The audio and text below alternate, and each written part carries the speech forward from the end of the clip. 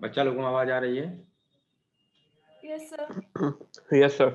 Yes sir. चलिए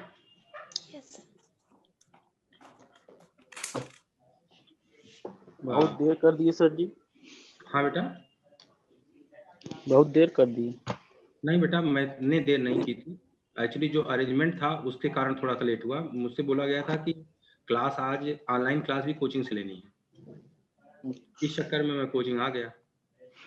तो जहाँ से मुझे क्लास लेनी थी वहाँ थोड़ा सा यूट्यूब का सेटअप करने वाले टेक्निकल वाले बंदे आ गए। तो मैं अपना सब लैपटॉप उठा के दूसरी जगह आके बैठा, तो यहाँ नेट ही नहीं कनेक्ट हो पा रहा था। घर से ले रहे होते तो कोई दिक्कत नहीं थी, तो इसलिए बेटा मुझे लेट हुआ। तो चलिए ठीक है, हम लोग स्टार्ट करते हैं। फिलहाल जो सीट आपको सामने दिख रही है बेटा, इसमें क्वेश्चंस जो दिख रहे हैं आपको वो सिर्फ अभी 20 मिलेंगे, लेकिन क्वेश्चन 20 नहीं है, क्वेश्चन 100 के आसपास हैं पूरी केमिकल बॉन्डिंग में। लेकिन आज जितने हम लोग से हो जाएंगे तो हमने फिलहाल उतना ही आनंद पाने। तो चलिए ठीक है, हम लोग कंटिन्यू करते हैं। मैं वीडियो ऑफ कर देता हूं क्योंकि यहाँ क्लियर भी नहीं आ रहा है। चलिए भाई, क्वेश्चन नंबर फर्स्ट सॉल्व कीजिए, फिर साथ साथ डिस्कस करते हैं।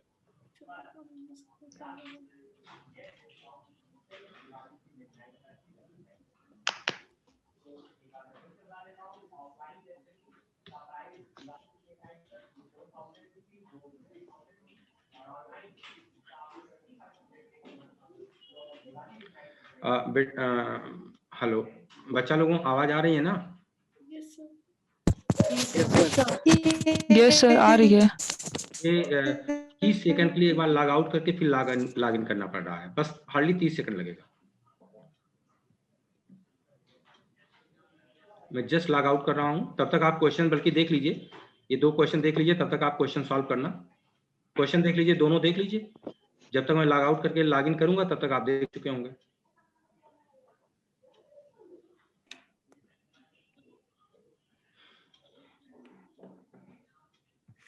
लॉग आउट करें? चलिए आप बेटा तब तक क्वेश्चन देखिए, मैं लॉग आउट जस्ट करता हूँ फिर आता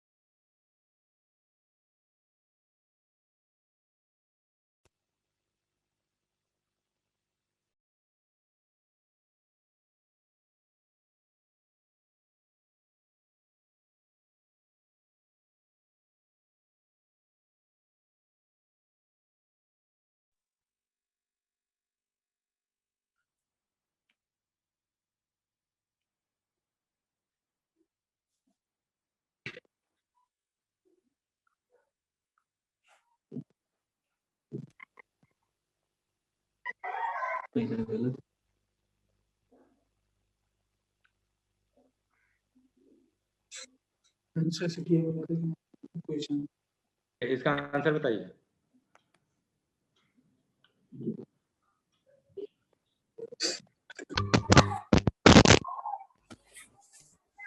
बॉन्ड ऑर्डर से निकालना क्वेश्चन नंबर 1 का आंसर तो सेकंड होगा।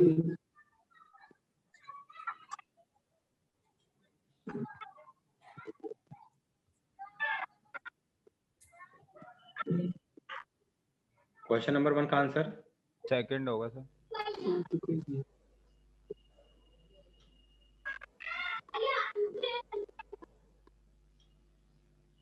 Sir second.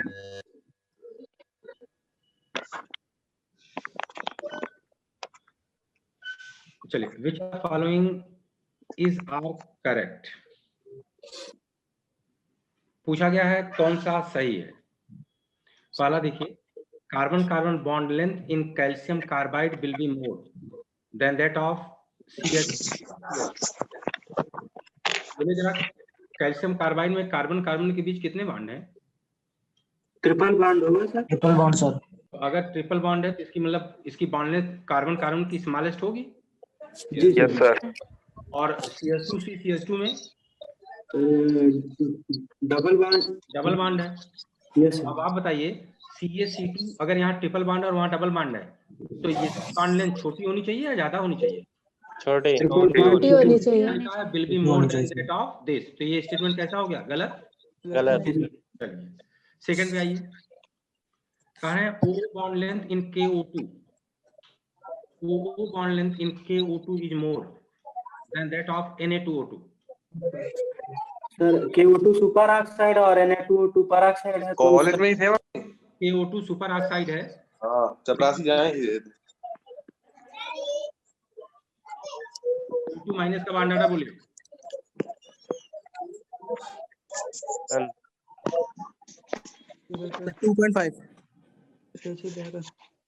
बेटा अच्छा बच्चा लोग, एक चीज और, आज क्लास हम देख रहे हैं कि ये जो मेरा पेन टैब है ये मैं लिख कुछ रहा हूँ, मैं जब हॉरिजॉन्टल लिख रहा हूँ तो कुछ उल्टा चल रहा है।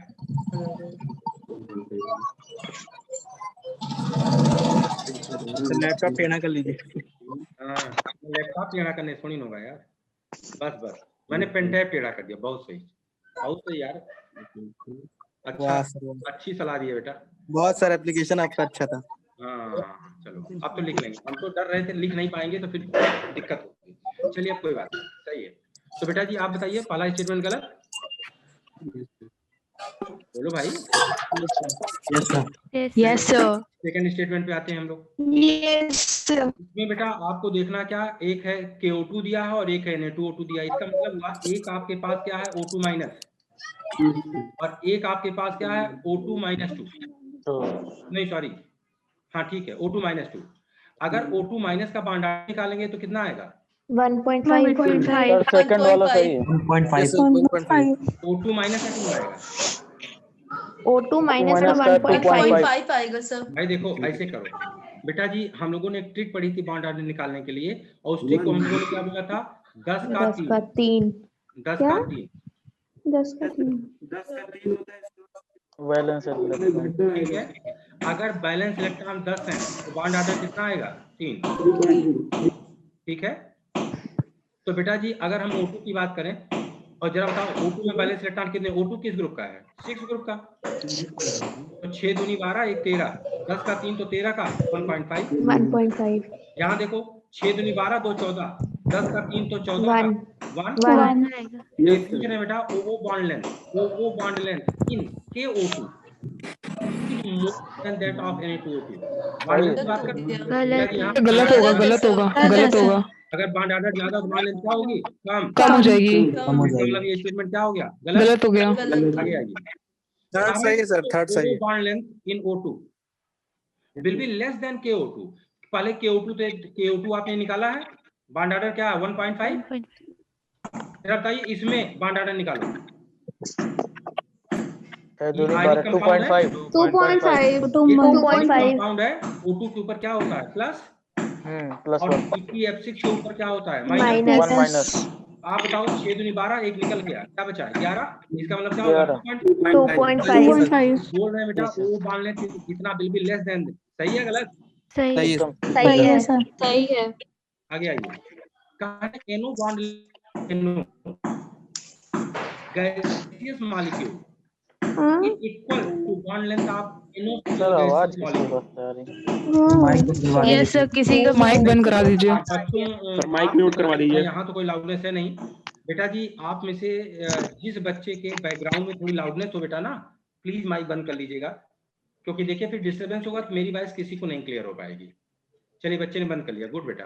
सर हाँ, एक बार थर्ड चलिए। ऑप्शन बता दीजिए। हाँ इसको आइए फोर्थ को देखिए जरा सारे लोग। सर थर्ड ऑप्शन बता दीजिए एक बार। अच्छा थर्ड को फिर से बता दें? जी सर। चलो देख लो बेटा जी। अगर हम O2 की बात करें तो देखो यहाँ बेटा O2 क्या होता है? प्लस के रूप में, और PTF6 ये क्या है? माइनस के रूप में आयनिक कंपाउंड है। तो इसका मतलब हमारे पास क्या बचा? O2 का बॉन्ड ऑर्डर निकाल लें। तो जरा बताइए छठा ग्रुप का होता है 6 दूनी 12, ऊपर एक लगा है, इसका मतलब 11 बचा। तो 10 का 3 तो 11 का क्या हो गया? 2.5। अगर 2.5 आ गया और दूसरी तरफ क्या है? O2 minus super oxide, sorry O2 single minus super oxide. तो 6 दूनी 12 एक 13, इसका बॉन्ड ऑर्डर क्या आ गया? 1.5। तो अगर बेटा इसका बॉन्ड ऑर्डर 2.5 है तो ये बॉन्ड लेंथ क्या हो जाएगी? छोटी in comparison to O2 minus, जहां बॉन्ड ऑर्डर 1.5 है। तो देखो इन्होंने क्या लिखा? OO bond length in O2 will be less than this. तो ये तो सही है ना, क्योंकि यहाँ O2 का बॉन्ड ऑर्डर क्या है? 2.5। अगर बॉन्ड ऑर्डर 2.5 है तो बॉन्ड लेंथ क्या हो जाएगी? कम इन कंपेरिजन टू KO2, क्योंकि यहाँ बॉन्ड ऑर्डर क्या है? 1.5। बोलो जी सर। ठीक है। जी सर। चलिए चौथे ऑप्शन को देखिए आप लोग।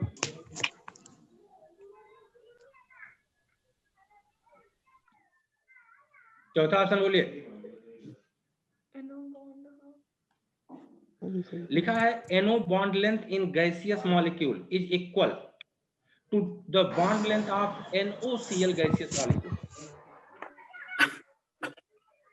रॉन्ग गलत होगा गलत है सर, गलत गलत है। होगा गलत है। हो ही गलत नहीं है सकता। इधर ट्रिपल देखो बॉन्ड आएगा NO उसमें न्यूट्रल है, यस Yes, सर sir. वो प्लस तो है। भाई ये 8 इलेक्ट्रॉन मॉलिक्यूल है। अगर ये Yes, sir. 8 Yes, sir. Electron molecule है बेटा, तो नाइट्रोजन के पास ये तो जानते हो ना कि 8 इलेक्ट्रॉन मॉलिक्यूल NO।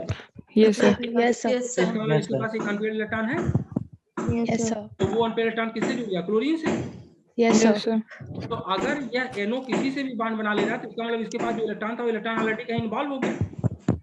तो ये यस जो बॉन्ड सर लेंथ आएगी NO के तुलना में, ये जो बॉन्ड लेंथ आएगी वो इक्वल तो हो ही नहीं सकती। कम ज्यादा कुछ भी हो सकती है, लेकिन इक्वल तो हो ही नहीं सकती है भाई। नहीं होगी हाँ? इसका मतलब स्टेटमेंट क्या हो गया? गलत। गलत तो पूछा गया था which of the following is are correct statement. तो इसमें से करेक्ट स्टेटमेंट कौन सा है? थर्ड वाला थर्ड ऑप्शन। ठीक है, बोलो भैया। Yes sir. यस सर चलो हम अपना पेन टैब उल्टा चला रहे हैं यार, ये क्या बताएं। हम घर से ले रहे थे चुपचाप, स्मूथ चल रहा था, टेक्निकल एरर कोई नहीं आ रही थी। अब यहाँ तो चलो अच्छा। चलिए आइए क्वेश्चन नंबर सेकंड पे आइए सब लोग। First option. लीनियर अब इसमें मैं कुछ क्वेश्चन आपसे पूछूंगा, इसलिए इसका आंसर जब आप दे रहे हो तो पहले आप क्वेश्चन को अच्छे से पढ़ लीजिए, फिर क्वेश्चन मैं आपसे पूछने जा रहा हूँ, उसका आंसर आपको देना है। सारे लोग क्वेश्चन को ध्यान से पढ़िए। When iodine dissolve in aqueous potassium iodide, the shape of the species form। तो अब चलिए यहाँ से क्वेश्चन स्टार्ट करते हैं। पहला क्वेश्चन है कि आप बताइए आयोडीन वाटर में डिसॉल्व होगा या नहीं? No sir. नो सर क्यों नहीं डिसॉल्व होगा? नॉन पोलर है। नॉन पोलर है non polar non polar. Non polar. अगला क्वेश्चन फिर बता दीजिए, क्लोरीन वाटर में डिसॉल्व होगी या नहीं?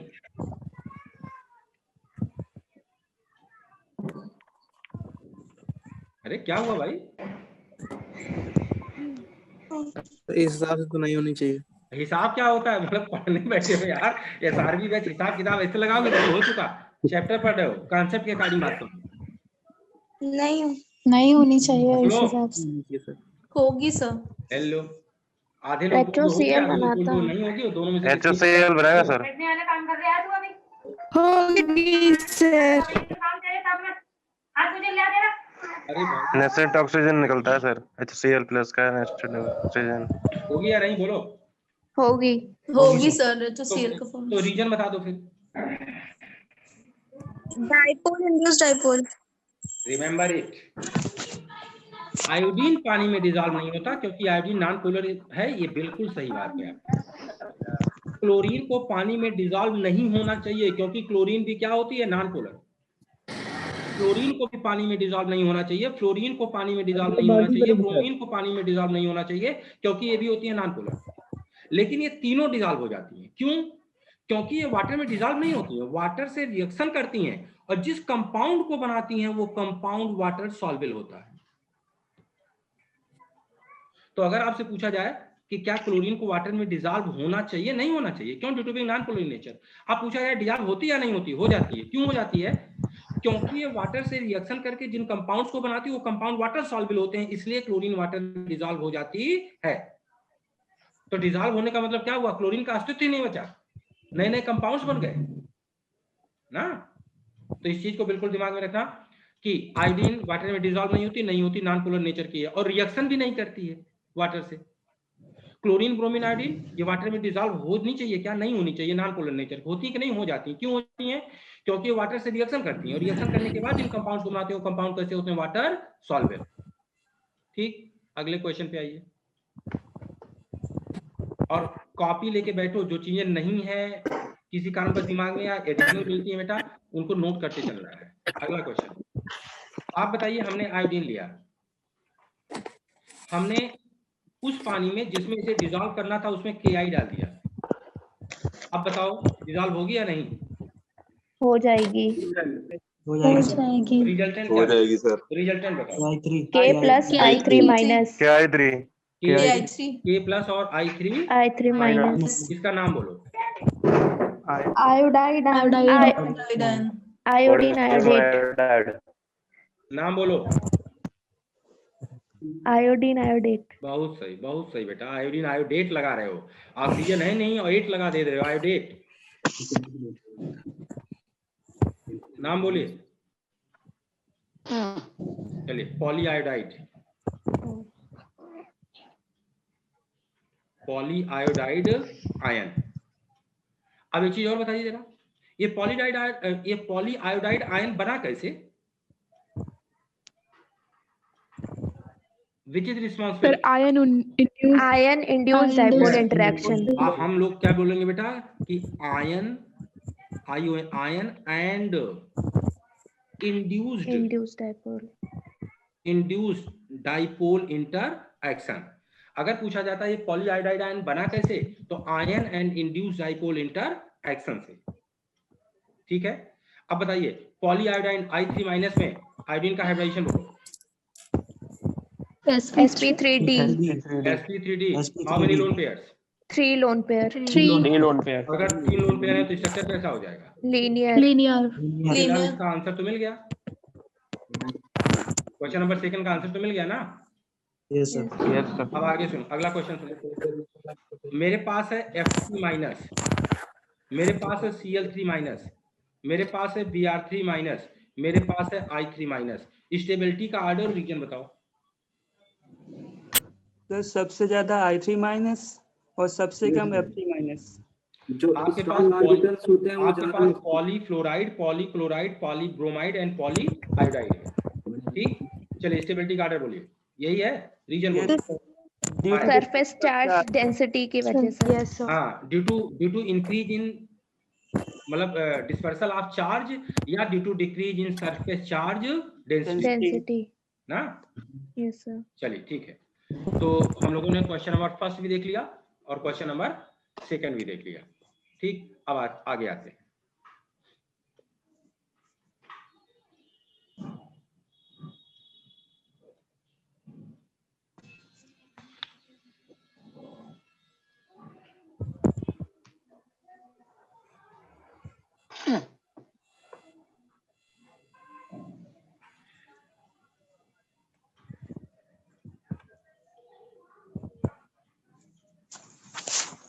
चलिए question number 3 and question number 4। चलिए भाई देखिए,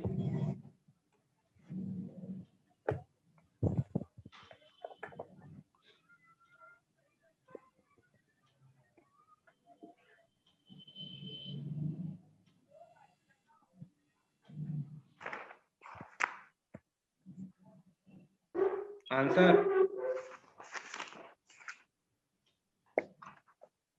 एक्चुअली आज ये 20 क्वेश्चन बेटा करने में मुझे ये आइडिया लग जाएगा कि इस चैप्टर में आपको मुझे अपनी तरफ से क्या बताना है, मतलब कहाँ आप गलतियां कर रहे हो, कहाँ कॉन्सेप्ट के लेवल पे आप में वीकनेस है। तो ये 20 क्वेश्चन करते करते पूरी एनालिसिस हो जाएगी कि आपको क्या बताना है मुझे। सर बी होगा क्या? बी होगा। क्वेश्चन नंबर 3 का आंसर दीजिए। सेकंड। क्या पूछा गया? सेकंड ऑप्शन पूछा गया है which are the following pair of species would you expect to have the largest difference in magnetic moment. आप बताइए मैग्नेटिक मोमेंट में लार्जेस्ट डिफरेंस पाने के लिए पहला काम क्या करोगे? मैग्नेटिक मोमेंट निकालने के लिए पहला काम क्या करोगे? Unpaired electron. और अनपेयर्ड इलेक्ट्रॉन्स कैसे निकलेगा इसमें? इलेक्ट्रॉनिक कॉन्फिगरेशन जिसमें pi two p x pi two p y में एक एक होता है सर। ध्यान से देखिए, बोर्ड पे देखिए सारे लोग। बाबा ट्रिपल बी। हाँ बिल्कुल सही। हमको करना क्या बेटा, इनमें सब में अनपेयर्ड इलेक्ट्रॉन निकालना। तो देखो मैंने क्या लिखा, इधर देखो,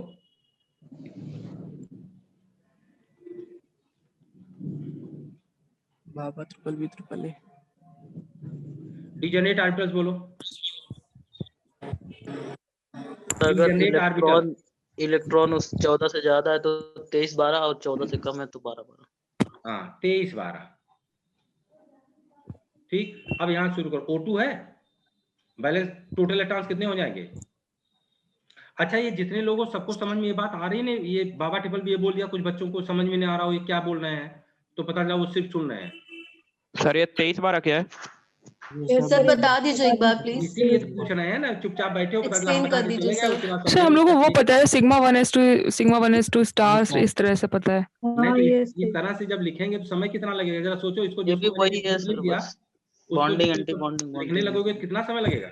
सर 23 12 वाला क्या था? हाँ बता रहे हैं। Orbital energy equal.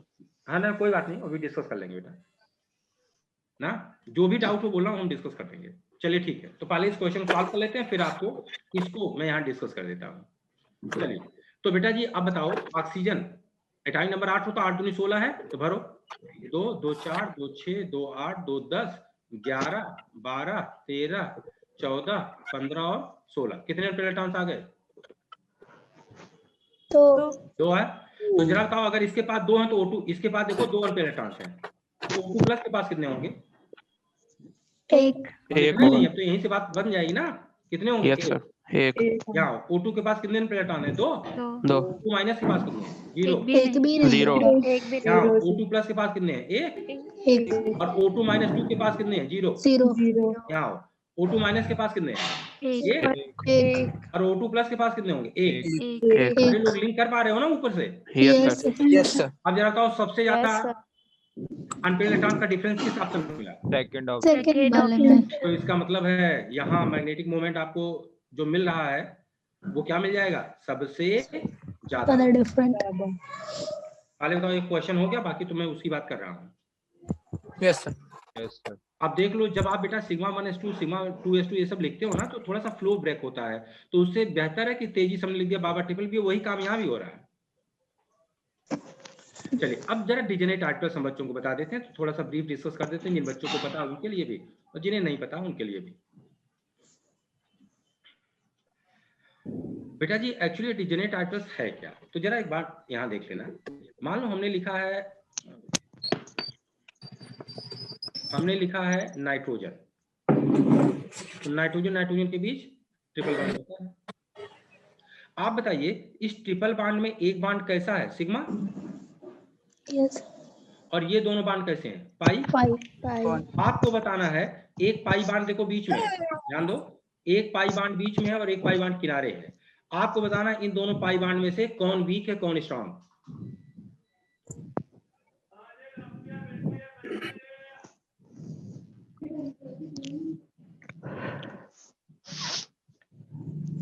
बोलिए। गलत सही क्विक आंसर दिया करो ना सर। नीचे वाला वेट करने में चला जाएगा तब तो फिर बेकार है बेटा। आप गलत ही चक्कर ना पड़ो, आप सिर्फ आंसर देने चक्कर में पड़ा करो। सर नीचे वाला, बीच वाला और नीचे वाला कौन सा पाई बॉन्ड स्ट्रांग है? बीच वाला। स्ट्रांग बीच वाला है। दोनों से यार SRB वालों नाक कटवा दिए यार। दोनों सेम है? जी मतलब पूछ लिया गया तो एक जरूर बता देंगे उसमें से। चलो ध्यान दो। अच्छा बताओ जरा, अगर इन दोनों नाइट्रोजन के बीच में एक सिग्मा और 2 पाई बांड था और ये दोनों पाई बांड सेम है, तो इसका मतलब है इनको जो ऑर्बिटल्स बना रहे होंगे, इन पाई बांड को जो ऑर्बिटल्स बना रहे होंगे, उनकी एनर्जी सेम होगी। सेम होनी सेम होगी। चाहिए। सेम भाई जब होगी। बांड इक्वल बन रहा है तो एनर्जी कैसी होनी चाहिए? सेम। सेम। और जिनकी एनर्जी सेम होती है उन ऑर्बिटल्स को नाम क्या देते हो? Degenerate orbital। Degenerate orbitals। Degenerate orbitals. Orbitals। यही तो। अब यहां जाइए बेटा जी, ये तो हमें पता चल गया कि उनको हम डिजनरेट ऑर्बिटल्स नाम दे रहे हैं जिनकी एनर्जी सेम है ना, और वो लोग सिमिलर टाइप के, सिमिलर स्ट्रेंथ वाले बांड का फॉर्मेशन भी कर देंगे ना बेटा जी। अब अगर हमें यहाँ आगे लिखना है तो हम लोगों ने अभी बात करी थी, जैसे हम लोगों ने नाइट्रोजन का एग्जांपल ले लिया था, तो अगर हम नाइट्रोजन का एग्जांपल ले रहे हैं तो नाइट्रोजन में टोटल नंबर ऑफ इलेक्ट्रॉन देखें तो कितना है? 14। इसको मैं यहाँ भर रहा हूँ, देखना।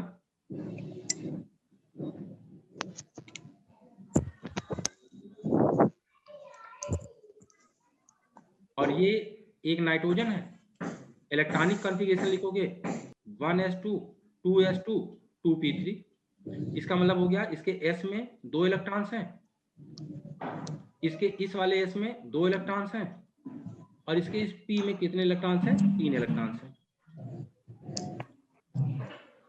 आप बताइए, जब ये p ऑर्बिटल आपस में ओवरलैप करेंगे, यानी px py pz, ध्यान देना, px py pz तीनों में एक एक अनपेयर्ड इलेक्ट्रॉन है, और बैलेंस बॉन्ड थ्योरी कहती है कि अनपेयर्ड इलेक्ट्रॉन ही ओवरलैप करके बॉन्ड का फॉर्मेशन करेंगे। तो इसका मतलब अगर नाइट्रोजन बॉन्ड बनाएगा तो कितने बॉन्ड बनाएगा? 3। आप बताओ इस 3 बॉन्ड में से एक सिग्मा बनेगा और 2 पाई। बोलो भाई। Yes sir. तो ये तो देखा था ना, N2 में एक सिग्मा बनेगा 2 पाई बनेगा। इसका मतलब जो सिग्मा बनाएगा उसकी एनर्जी कम होगी, तभी तो बॉन्ड मजबूत हो रहा था, और जो पाई बनाएगा उसकी एनर्जी क्या होगी? ज्यादा हो जाएगी। लेकिन जो दोनों पाई बनाएंगे वो कैसे होंगे? डिजनरेट ऑर्बिटल्स होंगे, राइट।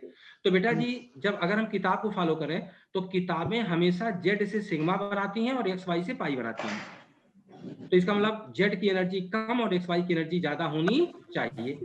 और ये सब क्या है? अच्छा, बैलेंस बॉन्ड थ्योरी में खास बात, सॉरी एमओटी में खास बात क्या है? एमओटी कहती है कि अगर कभी कोई आइटम बॉन्ड बनाता है तो जितना इलेक्ट्रॉन्स होते हैं सारे इलेक्ट्रॉन्स बॉन्डिंग में इन्वॉल्व होते हैं, केवल बैलेंस सेल के नहीं, सारे इलेक्ट्रॉन बॉन्डिंग में इन्वॉल्व होते हैं। इसका मतलब जब N2 का एमओटी आप लिखेंगे, मॉलिक्यूलर ऑर्बिटल डायग्राम लिखेंगे या मॉलिक्यूलर ऑर्बिटल इलेक्ट्रॉनिक कॉन्फ़िगरेशन लिखेंगे, तो सिर्फ बैलेंस सेल की बात नहीं करेंगे, हम सबकी बात करेंगे। तो चलो यहां से लिखते हैं। जरा एक बात बताइए, यस ऑर्बिटल ओवरलैप करके कौन सा बॉन्ड बना सकता है? सिग्मा, पाई या दोनों? Sigma. Sigma only sigma। Sigma only. Orbital सिर्फ सिग्मा बॉन्ड बना सकता है और कोई बॉन्ड नहीं बना सकता ना। तो देखो इसको हम लोगों ने क्या बोला था? अच्छा, एमओटी को इतने से काम चल जाएगा कि एमओटी को डिटेल डिस्कस करना पड़ेगा? थोड़ा बता दीजिए। बता दीजिए डिटेल में थोड़ा। जो मैं बता रहा हूँ इतने से काम चल जाएगा, बिल्कुल बेसिक से डिस्कस करना पड़ेगा। नहीं सर, इतने से चल जाएगा। नो सर, बेसिक की जरूरत नहीं है, बस इतना। ठीक। तो देखिए बेटा, अब ये नाइट्रोजन और ये नाइट्रोजन, दो नाइट्रोजन आपस में मिलेंगे तो ओवरलैपिंग होगी, तो एक ओवरलैपिंग सेम फेज में, एक अपोजिट फेज में हो गई। तो पहले से क्या बनेगा? Sigma 1s। तो जो अपोजिट फेज में होगा उससे क्या बनेगा? एंटी बॉन्डिंग बनेगा, सिग्मा स्टार 1s। ये खत्म। अब आ जाओ 2 आपस में ओवरलैप करवाओ, सिग्मा 2s। तो अब एंटी बॉन्डिंग में आएगा तो फिर सिग्मा स्टार 2s हो जाएगा। तो यहाँ क्या हो जाएगा? सिग्मा स्टार 2s ना। अब हमारे पास आ गया है p में एक सिग्मा बनाएगा और 2 कैसे बनाएंगे? पाई। लेकिन अगर टोटल नंबर ऑफ इलेक्ट्रॉन 14 से कम है तो डिजनरेट ऑर्बिटल को हम लोग क्या बोलते हैं? 12-12, यानी पहला और दूसरा, पहला दूसरा, ये क्या बनाएंगे? सिग्मा। डिजनरेट ऑर्बिटल सिग्मा बनाएंगे, सॉरी पाई बनाएंगे।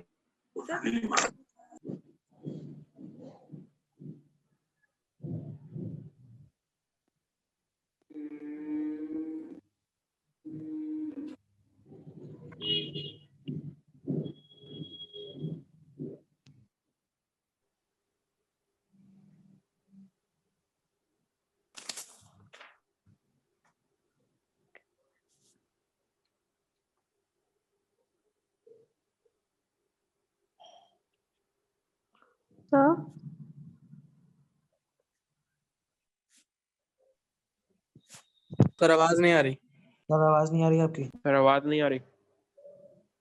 सर बोल ही नहीं रहे, नहीं आ रहे।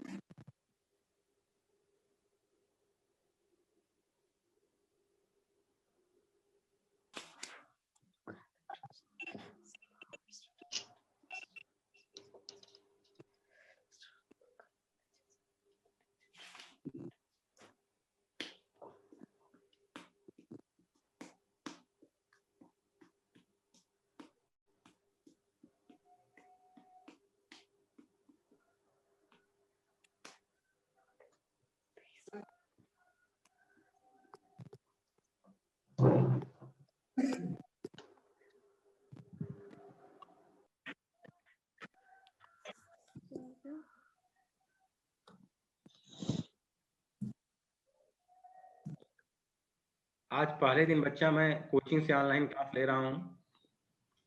अब यहाँ लाइट चली गई, पता चला नेट ही चला गया। अरे यार, मोबाइल से जोड़ा है। चलो आज की क्लास तो गड़बड़ हो गई यार, इतना। चलो ठीक है। हाँ, तो कहाँ थे हम लोग? अच्छा, तो मैंने क्या कहा कि बेटा चूंकि इसमें दोनों पाई बांड हैं, कैसे हैं? आइडेंटिकल हैं, तो इसको बनाने वाले आर्बिटल्स की एनर्जी क्या होनी चाहिए? आइडेंटिकल। उन्हें क्या बोलते हैं? Degenerate orbital. तो नाइट्रोजन के केस में बेटा ये जो बॉन्डिंग वाले हैं ना, 3 लगातार, इसमें पहले दूसरे कैसे होते हैं? जिनकी एनर्जी सेम होती है। और लास्ट में फिर एंटी बॉन्डिंग में पहले दूसरे कैसे होते हैं? जिनकी एनर्जी सेम होती है। लेकिन मान लो नाइट्रोजन में तो 14 इलेक्ट्रॉन है, लेकिन अगर कोई ऐसी स्पीशीज दी जाए जिसमें इलेक्ट्रॉन ग्रेटर देन 14 हो जाए, 14 से ज्यादा इलेक्ट्रॉन्स अगर हो जाए, तब उसके लिए क्या बोलते हैं बेटा? पहला दूसरा नहीं, दूसरा तीसरा, और इसमें कोई चेंज नहीं करते, पहला दूसरा। तो यही मैंने बोला था बेटा, 12 12 एंड 23 12। तो अगर टोटल नंबर ऑफ इलेक्ट्रॉन 14 है, 14 या 14 से कम है, तो डिजनरेट आर्बिटल्स क्या होते हैं? 12 12। अगर टोटल नंबर ऑफ इलेक्ट्रॉन 14 से ज्यादा है, तो डिजनरेट आर्बिटल्स क्या होते हैं? 23 12।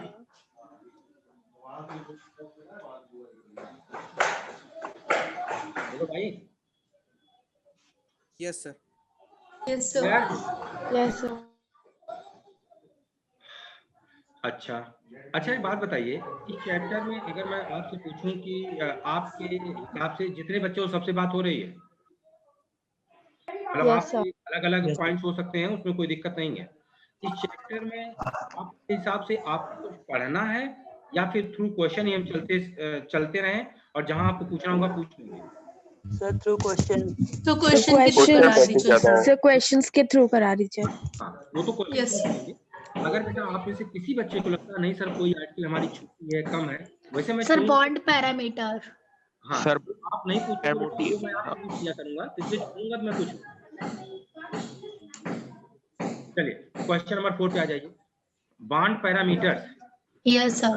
तो जहां आ जाएगा बेटा वहीं बॉन्ड रुक करके बॉन्ड पैरामीटर डिस्कस करते हैं। ठीक है। चलिए भाई, क्वेश्चन नंबर 4 का आंसर दीजिए। The fourth option.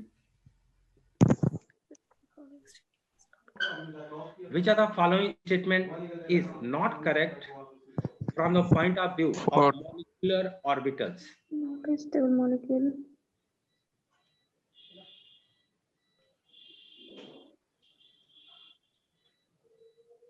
आंसर देना भाई, गलत सही चेक करना पड़ा करो तुरंत। So fourth option. Fourth option. Fourth. आपने बोल दिया है फोर्थ। आइए डिस्कस कीजिए। सबसे पहले फर्स्ट पे आइए। अगर इन्होंने लिखा है Be2, तो सबसे पहली बात है कि बोरान के बैलेंस शेल में 3 अनपेयर्ड इलेक्ट्रॉन्स होते हैं, और अगर बोरान के बैलेंस शेल में 3 अनपेयर्ड इलेक्ट्रॉन्स हैं तो बोरान कम से कम कितने बॉन्ड बना सकता है? 3। एक्साइटेड करोगे, एक इलेक्ट्रॉन यहाँ आ जाएगा तो कितने इलेक्ट्रॉन्स हो जाएंगे अनपेयर्ड? 3। तो कितने बॉन्ड बना सकता है? 3। यहाँ कितने बॉन्ड बना है? 2। तो पहली बात कर रहे हैं कि इट इज नॉट स्टेबल। ये बात सही है, स्टेबल हो ही नहीं सकता। अगर ये Be3 बन जाता तब भी स्टेबल नहीं था। क्यों? बोरान का ऑक्टेट ही पूरा नहीं है, लुईस एसिड की तरह काम करेगा, और जो लुईस एसिड की तरह काम कर रहा है अगर वो स्टेबल होता भीख क्यों मांगता है यार? इसका मतलब क्या है? स्टेबल नहीं है। तो जब Be3 नहीं है तो Be2 का तो कोई मतलब ही नहीं है, स्टेबल नहीं है। और इन्होंने क्या पूछा है? Not correct. तो ये स्टेटमेंट तो सही है। दूसरा ये हीलियम इज नॉट स्टेबल। बेटा ये हीलियम नहीं He2 है, करेक्ट कर लीजिएगा। He2 is not stable, but He2 plus is expected to अच्छा मतलब expected to exist, मतलब पाया जाएगा। सही है गलत? सही है। सही है। सही है। आप बताइए He2 क्यों नहीं पाया जाएगा? Bond order zero bond order Zero आ तो जाएगा। बॉन्ड ऑर्डर 0 है। तो आप बताइए Li2 - 2 पाया जाएगा क्या? नहीं, नहीं, बोलो। no sir, नहीं पाया No, जाएगा। No sir. नहीं पाया। B2 no sir. No sir. B2 + 2 नहीं पाया जाएगा। No sir. Ne2 नहीं, तो 0 होगा। नहीं, नहीं हो सर। नहीं सर। ऐसे आप बोल रहे हो He2 तो नहीं पाया जाएगा क्योंकि बॉन्ड ऑर्डर 0 है, और He2 + बॉन्ड ऑर्डर यहाँ कुछ ना कुछ है ना। तो बेटा जी जहां जहां बॉन्ड ऑर्डर 0 होता है वो स्पीशीज नेचर में एग्जिस्ट नहीं करती, और उनका वेल नोन 5 एग्जांपल आपके सामने है जो आपके डिफरेंट एग्जाम्स में पूछा गया है। कौन कौन नेचर में नहीं पाया जाएगा? ये 5 स्पीशीज बेटा नेचर में नहीं पाई जाती क्योंकि सबका बॉन्ड ऑर्डर क्या होता है? 0। ठीक, तो चलिए ये बात भी तो सही हो गई। तीसरे पे आइए।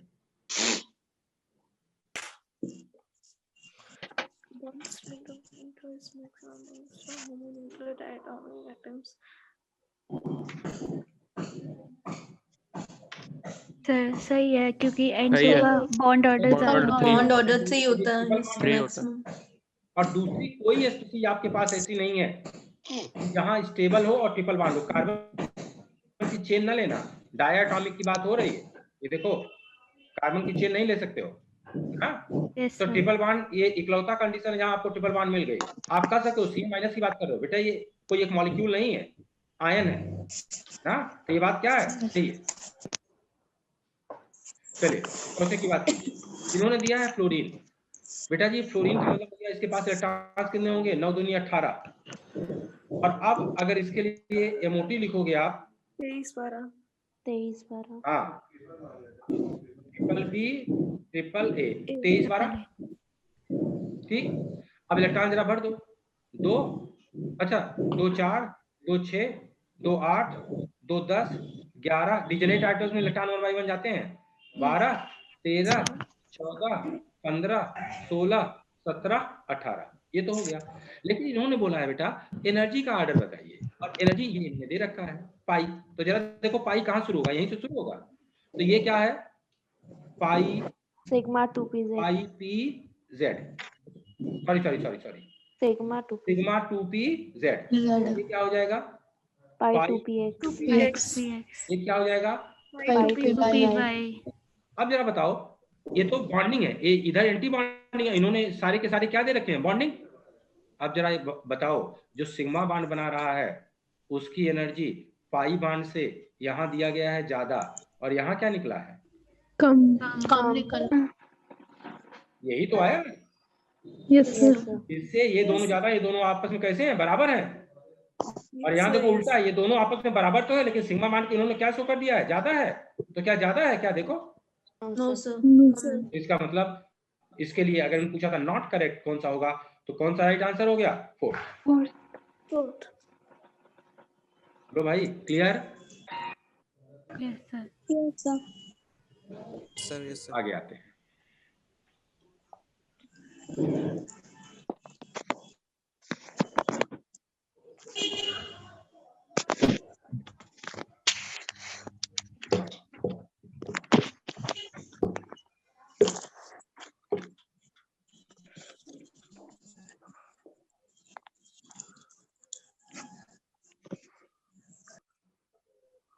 Question number 5, 6, 7। चलिए क्वेश्चन नंबर 5 पाइए। क्वेश्चन नंबर 5 का आंसर बोलिए।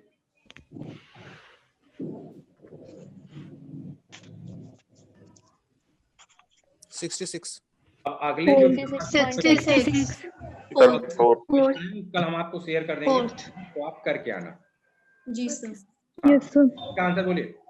Fourth option. Fourth. Hybrid orbitals have a bond angle of 120.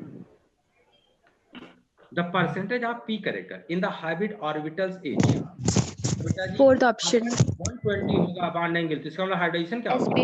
sp2. अब अगर sp2 में p का परसेंटेज निकालना है तो देखो 33, ये कितना हो गया 33, और ये हो गया 33 मल्टीप्लाइड बाय 2, क्या हो गया 66। तो करीब करीब कितना आ जाएगा 66%। सर इसमें 2 हाइब्रिड ऑर्बिटल्स लिखा है। हाँ बेटा, 2 हाइब्रिड ऑर्बिटल्स। बेटा एंगल तो किन्हीं 2 हाइब्रिड ऑर्बिटल के बीच ही निकालोगे ना, जैसे देखो। अच्छा हाँ ओके सर ओके। तो बेटा जी एक हाइब्रिड ऑर्बिटल, एक एंगल तो कभी भी निकालोगे 2 के बीच ही निकालोगे ना। यस सर, आ गया सर, आ गया। चलिए क्वेश्चन नंबर 6।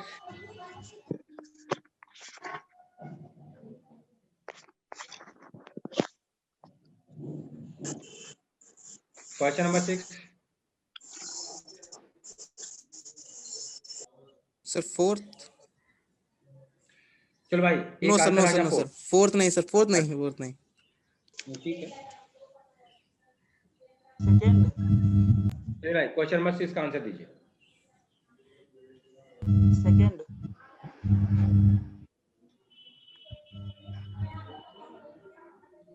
आप इस क्वेश्चन को करने के लिए सोच क्या रहे हैं, पहले ये बताओ। आप बताइए, क्वेश्चन में पूछा है स्पिन ओनली मैग्नेटिक मोमेंट, इससे मतलब क्या आपको पता करना पड़ेगा? Sir lone pair electron. Lone pair? Sorry sir, unpaired electron. Yes sir, unpaired electron. Second होगा sir. सेकंड ही होगा सर। सेकंड। आप बताइए, अनपेयर्ड इलेक्ट्रॉन अगर किसी के पास है तो वो डाया होगा या पैरा? पैरामैग्नेटिक होगा। क्या होगा? पैरा। अब जरा देखो इस पैरामैग्नेटिक में ध्यान से देखो, मैं क्या लिख रहा हूं।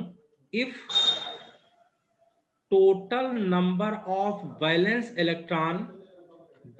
Electrons are even, then species will be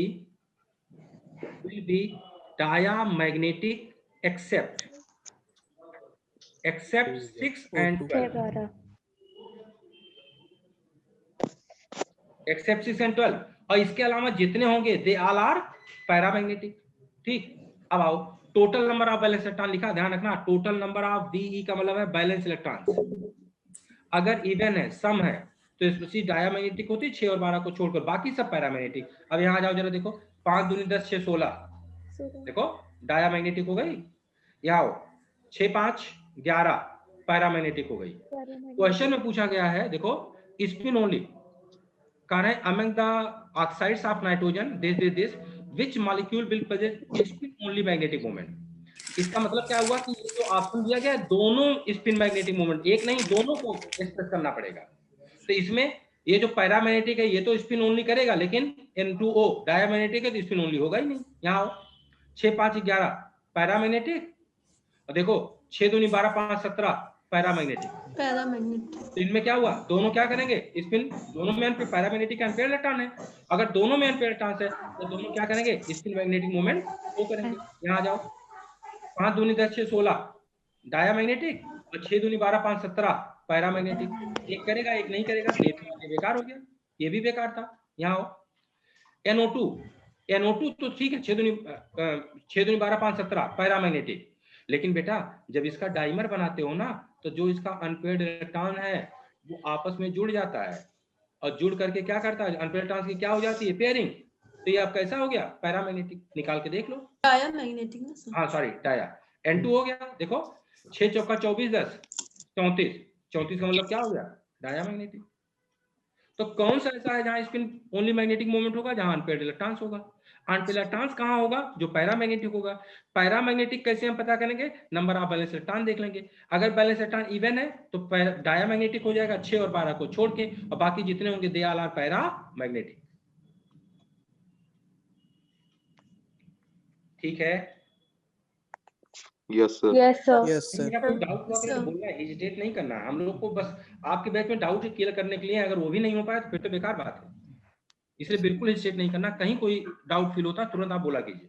चलिए क्वेश्चन नंबर 7 बताइए। Third Third option. थर्ड क्यों, हाइड्रोजन बॉन्डिंग से बनाएगा So third option, hydrogen bonding होगी. Hydrogen bonding.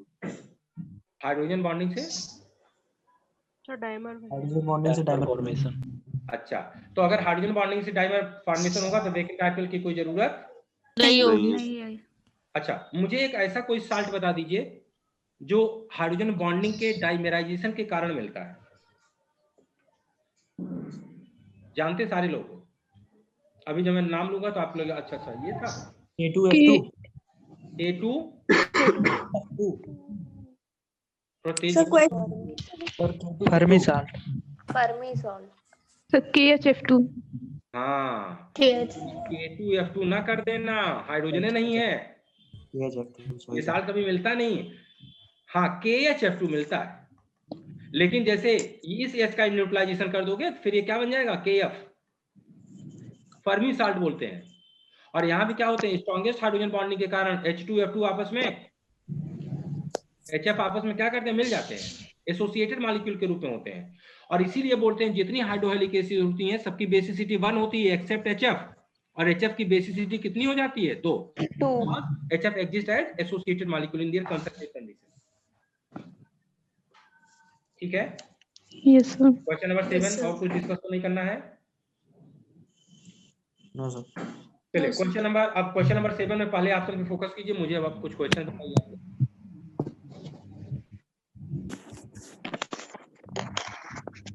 आप बताइए पहला ऑप्शन, जब ये टाइमर बनाएगा तो वेकेंट आर्टिकल चाहिए, नो डाउट चाहिए। कौन सा स्पेशल बॉन्ड बनेगा, Banana bond. Banana bond. बोलो। Yes, sir. 3 center 2 electron। Center 2 electron. Question ध्यान से सुनो, बनाना बॉन्ड की पोजीशन बोलो। above the plate। Above and below the Above plane. Below the plane. Above and below the plane. above and below the molecular plane। Axis. Plane. ऐसे bridge दो बनाना bond के बीच bond angle क्या होता है, 119 degree.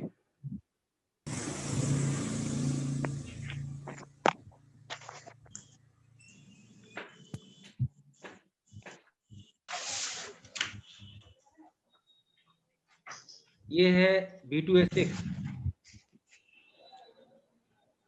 ये boron, boron, इधर hydrogen, इधर hydrogen, ये हाइड्रोजन, ये हाइड्रोजन, और यहाँ जो हाइड्रोजन है इसी के कारण क्या बन गया था, बनाना बॉन्ड।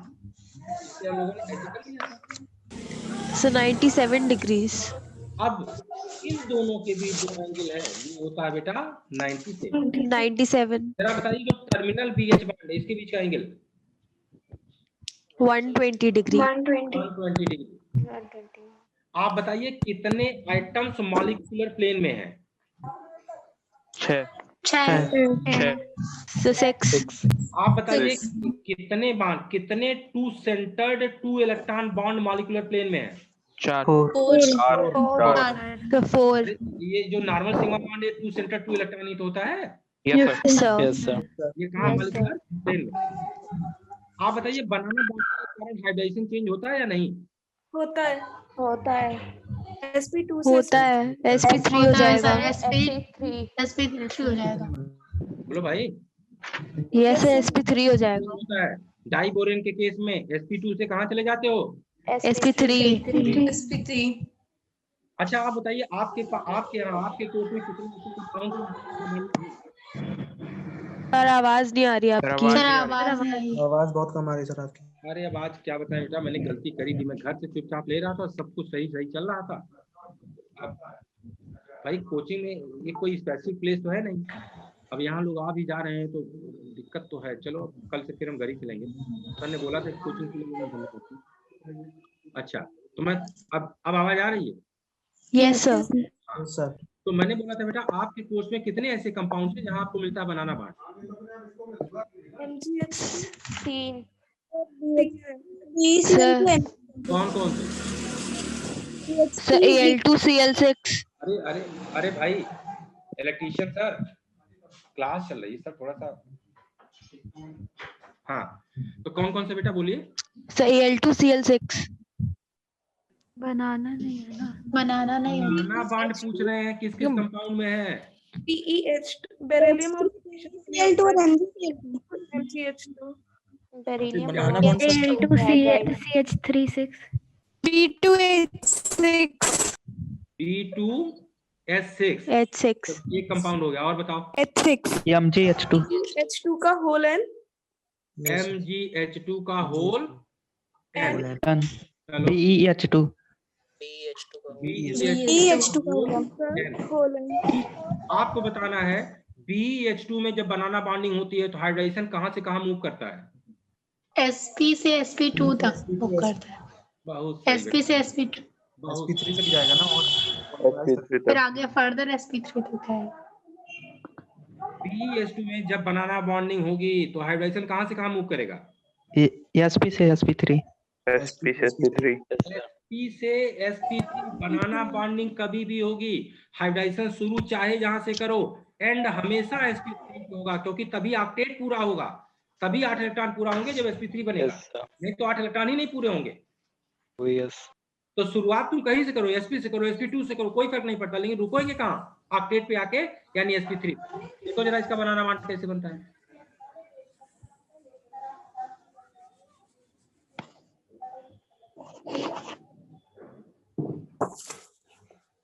ये आपका है बेरिलियम, हाइड्रोजन हाइड्रोजन, ये आपका है बेरिलियम, हाइड्रोजन हाइड्रोजन। इस बेरिलियम के पास 4 इलेक्ट्रॉन है, इसके पास भी 4 इलेक्ट्रॉन, ऑक्टेट पूरा करना है, तो इसने अपना 2 इलेक्ट्रॉन इससे शेयर कर लिया और इसने अपना 2 इलेक्ट्रॉन इससे शेयर कर लिया। तो सोचो जब तक इन दोनों ने इलेक्ट्रॉन शेयर नहीं किया था तब तक इसका हाइड्रेशन क्या था? sp। और जैसे ही इलेक्ट्रॉन शेयर हो गया तो अब इसका हाइड्रेशन क्या हो गया है? sp3। अब ये रुकेगा नहीं, ये डाइवर नहीं बनेगा, इसका तो काम चल गया, लेकिन ये तो बाकी है ना, तो ये क्या करेगा?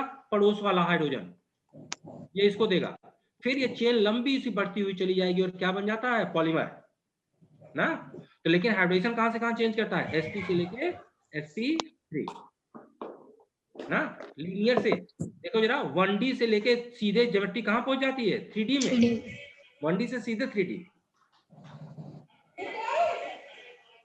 भैया यस सर। आप बताइए BH3 में बैक बॉन्डिंग होगी या नहीं होगी? सर नहीं होगी। नहीं होगी। नहीं होगी।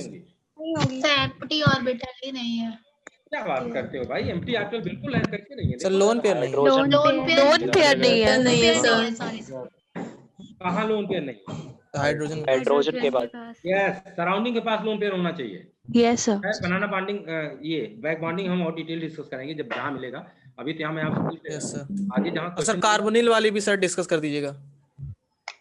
नहीं, पहले आप हमको ये बता दो, हमें उतना डिस्कस करना है जो NCERT में दिया गया है, उससे थोड़ा सा प्लस डिस्कस करना है, या जो कोचिंगों के मॉड्यूल में दिया गया वो डिस्कस करना है? क्योंकि देखो सर NCERT हमने आपको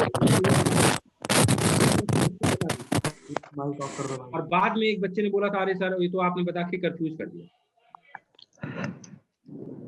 मुझे दिक्कत नहीं है, मतलब आप देख लो करना मुझे क्या है। पहले NCERT सर आप ही जा नहीं पहले बेटा NCERT, उसके बाद फिर आपको जो कुछ एडिशनल पूछना है वो आप जब एक बार हम आपसे बोल देंगे कि NCERT हमने बोला भी है सबसे लास्ट में NCERT करेंगे, उसके बाद जो आपको पूछना होगा तो हम डिस्कस करेंगे लास्ट क्लास में। जिन बच्चों को रहेंगे, जिन बच्चों को नहीं करना होगा तो कम से कम दूसरे तो आप सर आपकी आवाज बिल्कुल भी नहीं आ रही है, किसी का माइक बहुत ज्यादा डिस्टर्ब कर रहा है। आज लग रहा है कि मेरा कुछ ग्रह नक्षत्र ही खराब है आप आए। सर दिन अच्छा नहीं सर आज। हाँ मुझे नहीं, मेरा दिन लग रहा कुछ गड़बड़ है आज, हम पता नहीं। चलो बच्चा लोग नहीं, बच्चे तो खैर सिंसियर हैं, देखो उस बच्चे ने अपने मन से आप कर लिया, लेकिन अब एक्चुअली होता ना बेटा, हम लोग इंटरेक्शन कर रहे हैं तो बच्चे के दिमाग में इंटरेक्शन आता है तो केयर नहीं कर पाता। चलो कोई बात नहीं। हाँ तो मैंने अभी आपसे क्वेश्चन पूछा था, अच्छा BS3 में बैक बॉन्डिंग होगी या नहीं, BI3 में होगी कि नहीं होगी? नहीं होगी। काहे नहीं होगी? सर आई के पास भी वैकेंट है ना। सर होगी सर। बैक बॉन्डिंग तो BI3 में बैक बॉन्डिंग होगी या नहीं?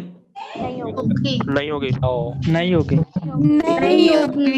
नहीं होगी सर। दो लोग बोलेंगे नहीं होगी, उनको रिक्वेस्ट करना पड़ेगा। क्यों सर आई के पास भी वैकेंट ऑर्बिटल होगा ना, तो आई अपने में ही दे देगा।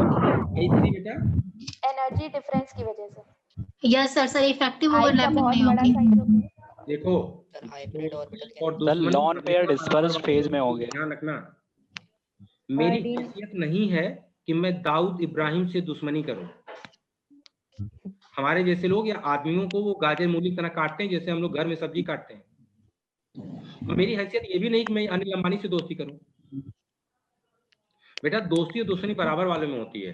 जानते हो BI3 में बैक बॉन्डिंग संभव ही नहीं है। क्यों? क्योंकि बोरान के पास जो खाली है वो 2p खाली है, और आयोडीन के पास जो लोन पेयर है वो 5p में है, 5p में है। तो जरा सोचो 2p को ओवरलैप करना है 5p से, एनर्जी का डिफरेंस बहुत ज्यादा है। और अगर एनर्जी का डिफरेंस बहुत ज्यादा हो जाएगा तो ओवरलैपिंग होगी कि नहीं, या अगर हो भी गई तो एफिशिएंट नहीं होगी। चलो तो अच्छा इसको मैं छोड़ता हूँ, फिर बैक बॉन्ड हम आपको थोड़ा सा तेजी से डिस्कस कर देंगे अभी अलग से। तो इसको मैं अब पूछूंगा नहीं, मैं पूछ इसलिए लिया कि कितना आप जान रहे हो, बाकी कोई बात नहीं। ठीक है आइए जरा इस BeCl2 सर वो MgH2 का भी बता दीजिए। सर MgH2 का भी बता दीजिए। किसका बेटा? MgH2 का। सर उसमें हाइब्रिडाइजेशन कैसे होती है? तो सेम है, यही वाला तो होगा, बस जहाँ बेरिलियम लिखी हो वहाँ मैग्नीशियम लिख दो बस। ओके सर sp से sp3 सीधे sp से sp3। और सर ये B2H6 में सर sp2 से sp3। sp2 से sp3। Okay sir. Discrete molecule में जो होता है, देखो डिस्क्रीट मॉलिक्यूल में मान लो BS3 है तो आप देख लो डिस्क्रीट का मतलब सिंगल मॉलिक्यूल में कितना होगा sp2। रुकना है सीधे sp3 पे जाके, चलो कहीं से रुकेंगे यहीं। अब अगर हम MgH2 सिंगल लिख दें तो इसका हाइड्रोजन क्या हो गया sp। अब शुरू यहां से करेंगे सीधे रुकेंगे यहीं, बीच में कहीं रुकना नहीं। Yes sir. चलिए BeCl2 में लेने चल रहा हूँ। यस और अब मैं आपसे पूछने जा रहा हूँ कि BeCl2 का सिंगल मॉलिक्यूल मिलेगा ही नहीं क्योंकि इसका ऑक्टेट पूरा नहीं है। BeCl2 का सिंगल मॉलिक्यूल नहीं मिलेगा क्योंकि इसका ऑक्टेट पूरा नहीं है। तो अब ये भी क्या करेगा, डाइमर या पॉलीमर बनाएगा, या तो डाइमर बनाएगा या तो पॉलीमर बनाएगा। आपको बताना है कि जब BeCl2 गैसियस फेज में जाता है तो बेरिलियम का हाइब्रिडाइजेशन क्या होगा, और जब BeCl2 सॉलिड फेज में जाता है तो बेरिलियम का हाइब्रिडाइजेशन क्या होगा। सॉलिड में sp3 बोलिए।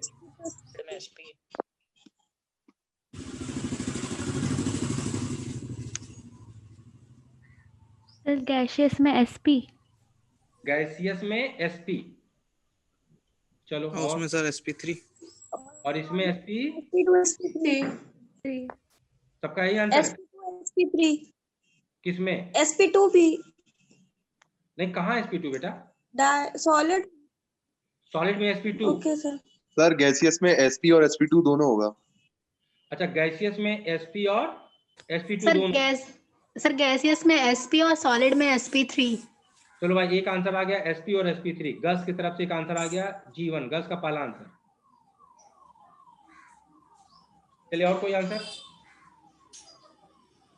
सर सॉलिड में तो sp3 रहेगा पर गैसियस में sp और sp2 दोनों। कोई बात नहीं, देख लेते हैं बेटा जी। BeCl2 इलेक्ट्रॉन डेफिशिएंट है, कुछ भी हो ये सिंगल नहीं पाया जाएगा। जब इसको हम गैसियस फेज की बात करते हैं तो देखो बेटा, अभी अगर आप बात करो बेरिलियम है ये, अभी ये कैसा है sp है, तो स्ट्रक्चर कैसा है इसका? लीनियर ना। जब आप गैस फेज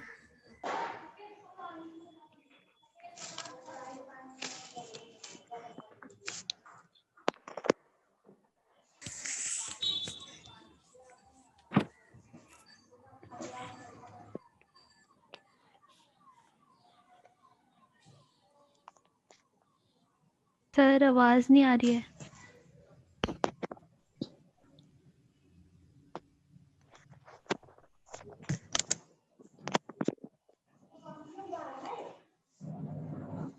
ये क्या करेगा? इसे इलेक्ट्रॉन दे देगा।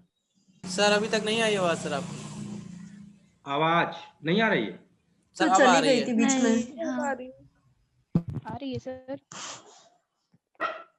बच्चा आप क्या बताएं, आज हमने पता नहीं कहाँ से कोचिंग में क्लास लेने के लिए बोल दिया, हम ले भी लिए। सर अब तो स्क्रीन भी चली गई। सर स्क्रीन भी सर चली गई स्क्रीन भी है। चली गई। सर आज रहने देते हैं। अरे ना ना ना ना ना, समय इंपॉर्टेंट है, बेवकूफी वाली बातें ना करो। Yes sir. इतना समय है तुम्हारे पास? लग रहा है कि अभी तैयारी शुरू किए हैं। बच्चा मिड में खड़े हो। Yes sir. अभी बहुत चैप्टर, चलो आपके यहाँ तो खैर कोई दिक्कत नहीं, हो जाएंगे, लेकिन बहुत चैप्टर्स है बेटा। हम लोग मिड में खड़े हैं यार। स्क्रीन आ गई? Yes sir. यस सर आ गई। Yes sir. तो मैंने कहा जब आप बेटा गैसियस फेज में इसे लेते हैं, गैसियस फेज में, तो होता क्या है, ये डाइमर केवल बनाता है। अब ये वाला क्लोरीन इसको दे देगा इलेक्ट्रॉन, और ये वाला क्लोरीन इसको इलेक्ट्रॉन दे देगा, डाइमर बन गया। लेकिन अब हाइड्राइजेशन क्या हो गया? sp2।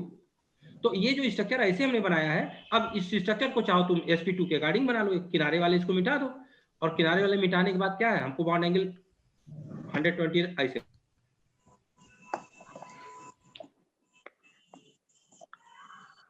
अच्छा सर गैस में केवल डाइमर रहेगा?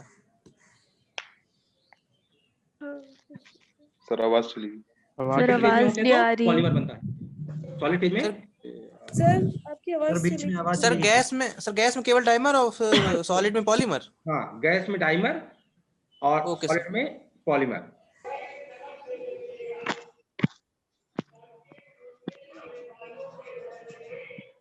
आवाज आ रही है क्या? यस सर आ रही। Yes sir. तुम लोग कहाँ फंस गए यार। चलो, आधा तो रिदम यही खराब कर दे रहा है यार। तो यहाँ तो देखो, यहाँ कहाँ पहुंच गए? sp से sp2, और यहाँ कहाँ पहुंच गए? sp से sp3।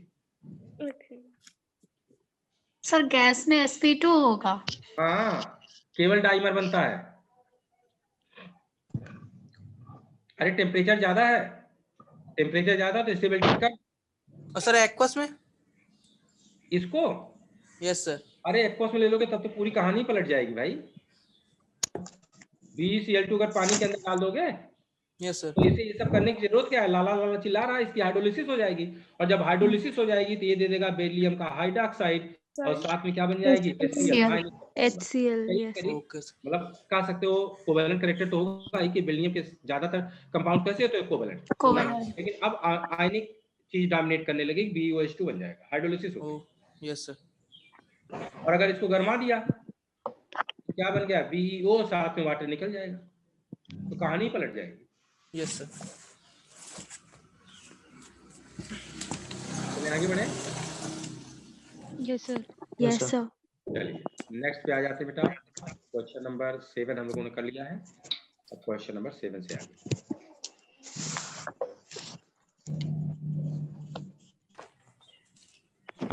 तो ये शीट व्हाट्सएप ग्रुप पे डलवा दीजिएगा। हाँ हाँ, नहीं ये भी डलवा देंगे बेटा, जो ये तो आज ही डलवा देंगे, और जो अगला पेपर है वो हम आपको, उसकी थोड़ी सी मेरे तरफ से एंड से बचा हुआ है क्वेश्चन 80 के आसपास, लेकिन मैं उनका करेक्शन कर रहा था, तो कल उसे डलवा देंगे, कल तक वो भी पूरा कर लेंगे। जी सर। इसे तो आज ही डाल देंगे, तो मेरे पास आ गया ना, तो इसे आज डाल देंगे। चलिए भाई, क्वेश्चन नंबर 8। सर टेस्ट होगा क्या? टेस्ट? ये सर टेस्ट सिंह सर ने कहा था कि वीक में टेस्ट होगा। नहीं बेटा, मेरे पास तो अभी कोई इन्फॉर्मेशन ऐसी नहीं है। ठीक है सर, ओके सर। हो सकता है। चलिए question number 8। First option. Sir first option. बहुत सही भाई। एसआरबी वालों आंख नाक all of these sir fourth option. Fourth option होगा, ऑल ऑफ दिस होगा। यही गलतियां एग्जाम में होती हैं जो यहाँ कर रहे हो। यस सर, हाँ ऑल ऑफ दीज होगा। आपका फर्स्ट आंसर गलत ऑल ऑफ हाँ all sir of all these of होगा, दीज all of these होगा सर, ऑक्सीजन में all of these होगा। Paramagnetic, yes all of these होगा। इसे तोड़ोगे तो ये देगा क्या, लिथियम का ऑक्साइड और नाइट्रोजन डाइऑक्साइड नाइट्रोजन डाइऑक्साइड, और साथ में ऑक्सीजन गैस। यस सर, ये भी पैरामैग्नेटिक है और ये भी पैरामैग्नेटिक है। Yes sir. इसे तोड़ोगे तो ये देगा सोडियम का नाइट्राइट और साथ में देगा oxygen gas. Oxygen gas, yes sir, paramagnetic है। इसे तोड़ोगे तो ये भी देगा पोटेशियम का नाइट्राइट और ऑक्सीजन गैस। ये भी यस कैसी, सर, पैरामैग्नेटिक। तो क्वेश्चन में पूछा गया पैरामैग्नेटिक गैस, तो आंसर क्या हो जाएगा, all of the. All of these. Sir वो Li2 होगा। हाँ बेटा, Li2 हाँ Li2 ही होगा, हो सकता कहीं, हाँ कहीं लिख सकता है, हाँ Li2 ही होगा बेटा, पहले रिगार्डिंग लिखे थे Li2 ही होगा, तो मैंने लिख दिया होगा आप लोग, Li2 ही होगा। अगला क्वेश्चन, मेरे पास 2 मोल सिल्वर का बाइकार्बोनेट है, कंप्लीट गरम कर रहे हैं, कंप्लीट डिकम्पोजिशन हो रहा है। कंप्लीट डिकम्पोजिशन के बाद कितने मोल ऑक्सीजन के मिलेंगे?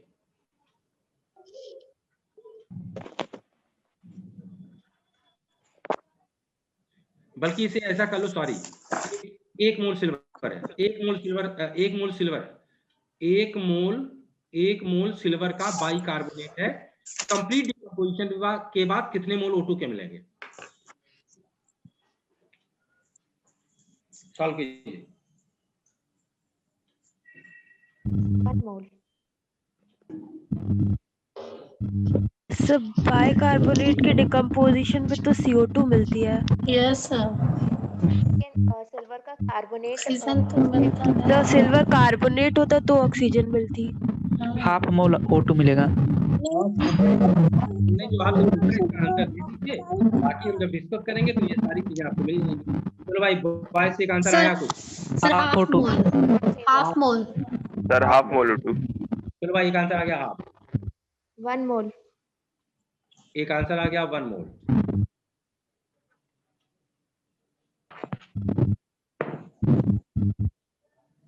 सर 0। एक आंसर आ गया 0 मोल। बहुत सही, बस एक आंसर होगा तो चारों तैयार हो गया। तो आप क्वेश्चन फ्रेम कर दे रहे हो, जब क्वेश्चन फ्रेम कर दे रहे हो तो क्वेश्चन का आंसर तो नहीं देंगे फिर। हाफ मोल आएगा। हाफ मोल ऑक्सीजन होगा। Half mole oxygen. सारे लोग हाफ मोल माने बाकी 2 ऑप्शन हटा दें। Yes sir. यस सर, ये सर हाफ मोल। तो हाफ मोल होगा। आप लोग का आंसर क्या है, हाफ मोल। आप सब बधाई के पात्र हैं, आपका आंसर गलत है। 1 मोल। 1/4। होता आएगा सर। चलो अगला मौका मिला, अब बोलो। 1/4। चलो भाई, एक आंसर आ गया 1/4।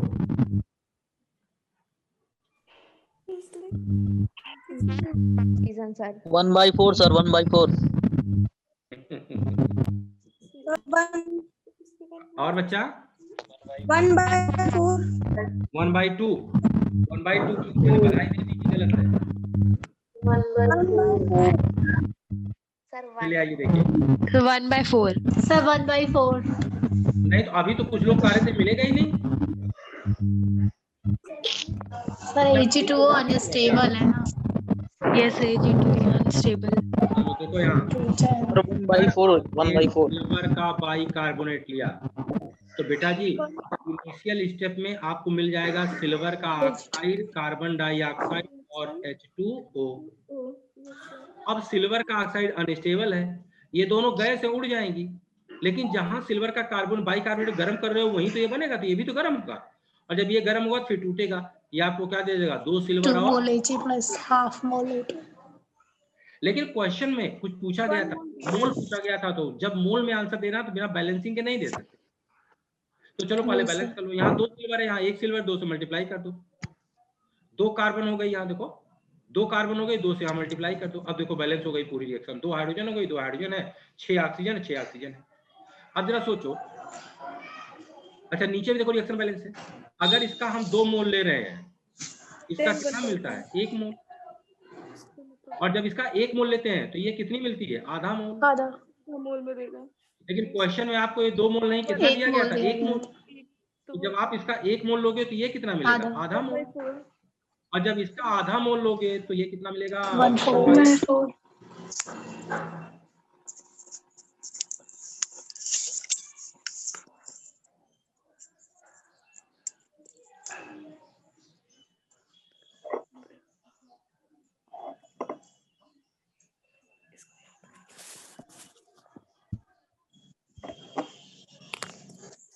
चलिए क्वेश्चन नंबर 9 बताइए।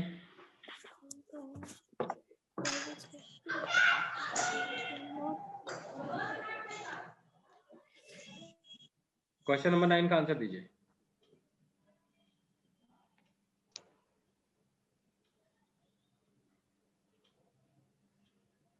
Second.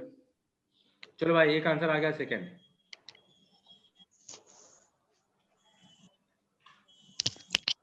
Sir third.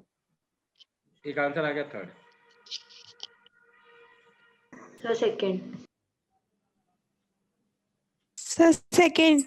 Sir second. Sir second.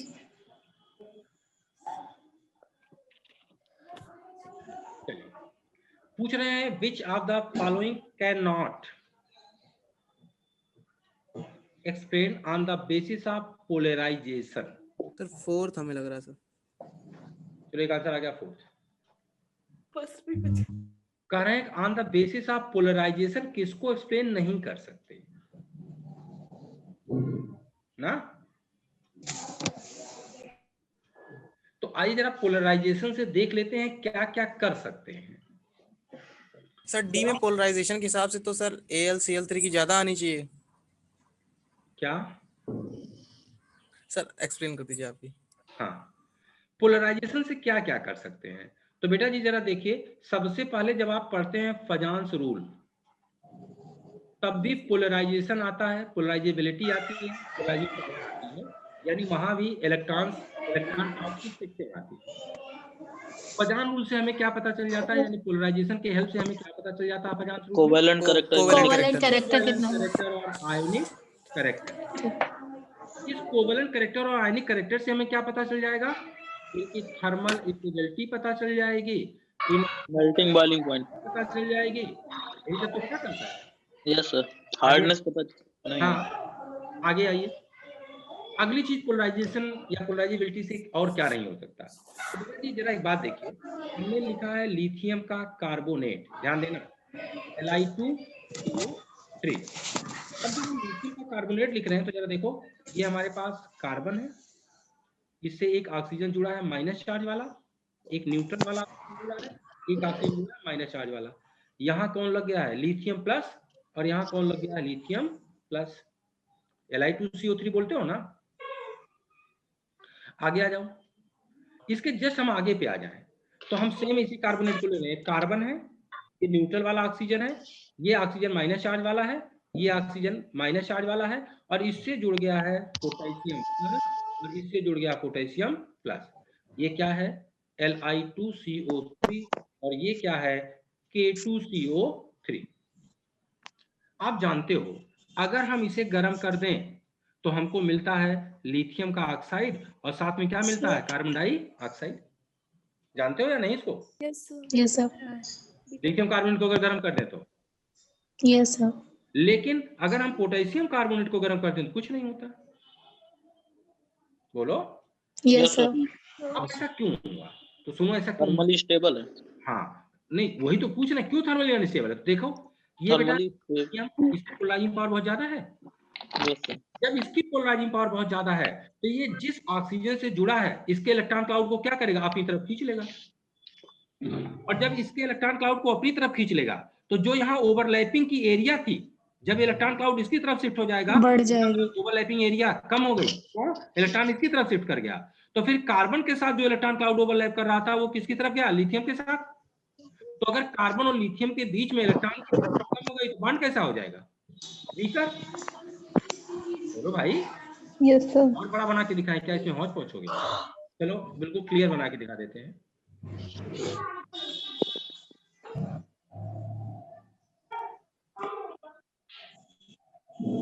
चलो फिर से देखो भाई, ये कार्बन है, ये ऑक्सीजन से ओवरलैप कर गया, ये ऑक्सीजन से ओवरलैप कर गया, ये ऑक्सीजन से ओवरलैप कर गया।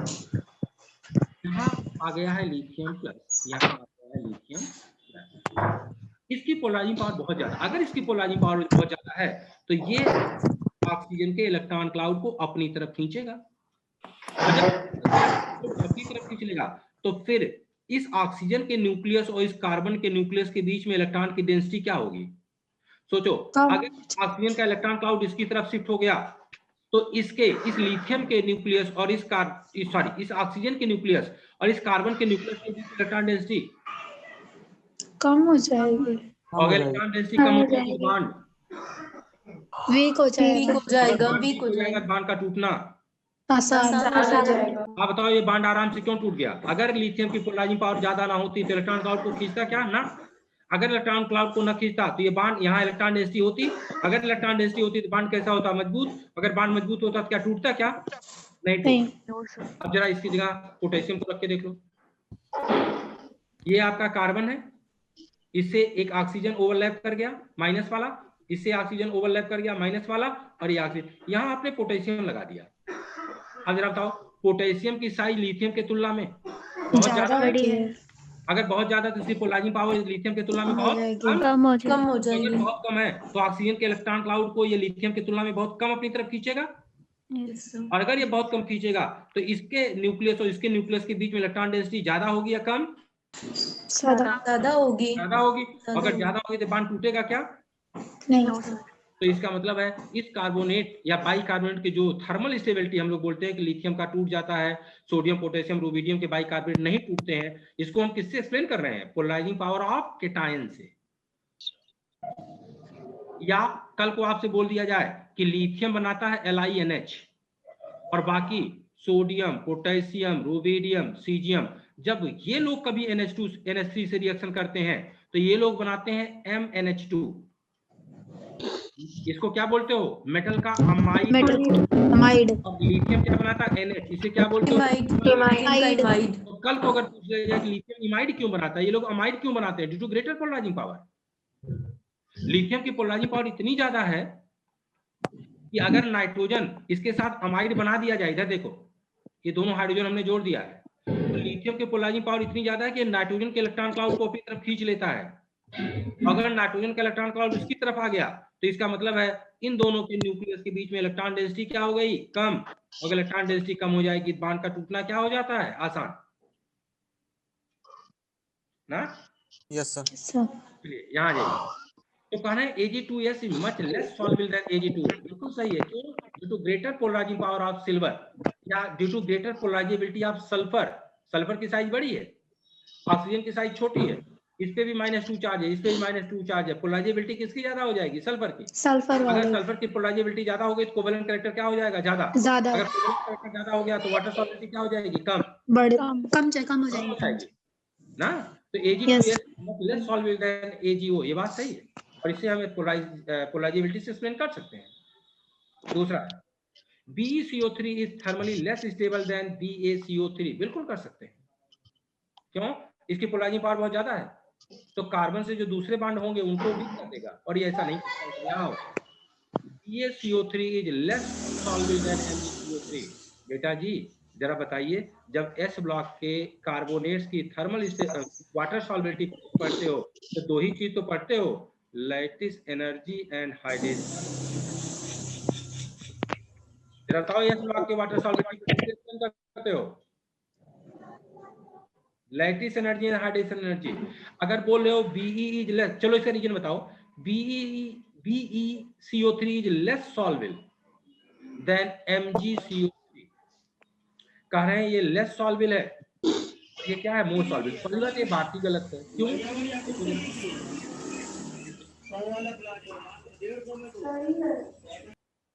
आप बताइए एल्कलाइन अर्थ मेटल में जब आप ऊपर से नीचे की तरफ जाते हो BE से BA तो हर कंपाउंड की वाटर सॉल्युबिलिटी बढ़ती है एक्सेप्ट CQSD। कार्बोनेट CQ क्या था? Carbonate, chloride, carbonate, carbonate chromate carbonate, chloride, sulphate और बाइकार्बोनेट, क्लोराइड, क्रोमेट, एस क्या था? सल्फाइड, सल्फेट, सल्फेट, क्या थी? डिक्रीजेज। डिक्रीजेस। तो अब जरा बताओ, अगर बेरिलियम का हम कार्बोनेट ले लें और BaCO3 ले लें, ऊपर से नीचे की तरफ आने पर वाटर सॉल्युबिलिटी कम हो रही, देखो कम हो गई ना। तो इसका मतलब क्या हो? BeCO3 ज्यादा सॉल्युबल होगा इन कंपेरिजन टू BaCO3। इन्होंने क्या दिया है? हाँ ठीक तो है, BaCO3 less soluble then MgCO3। ठीक है, अब आप बताओ यहाँ हम लोगों ने रीजन क्या दिया था? इनकी जो वाटर सॉल्युबिलिटी कम होती है उसमें रीजन क्या दिया था कि on going from top to bottom lattice energy and hydration energy both decreases, but decrease in hydration energy is greater more than so lattice energy dominates and water solubility decreases। तो जरा बताओ इस चीज को, इस वाटर सॉल्युबिलिटी को कैसे explain कर रहे थे? क्या पोलराइजेशन से एक्सप्लेन कर रहे थे या लैटिस एनर्जी और हाइड्रेशन एनर्जी?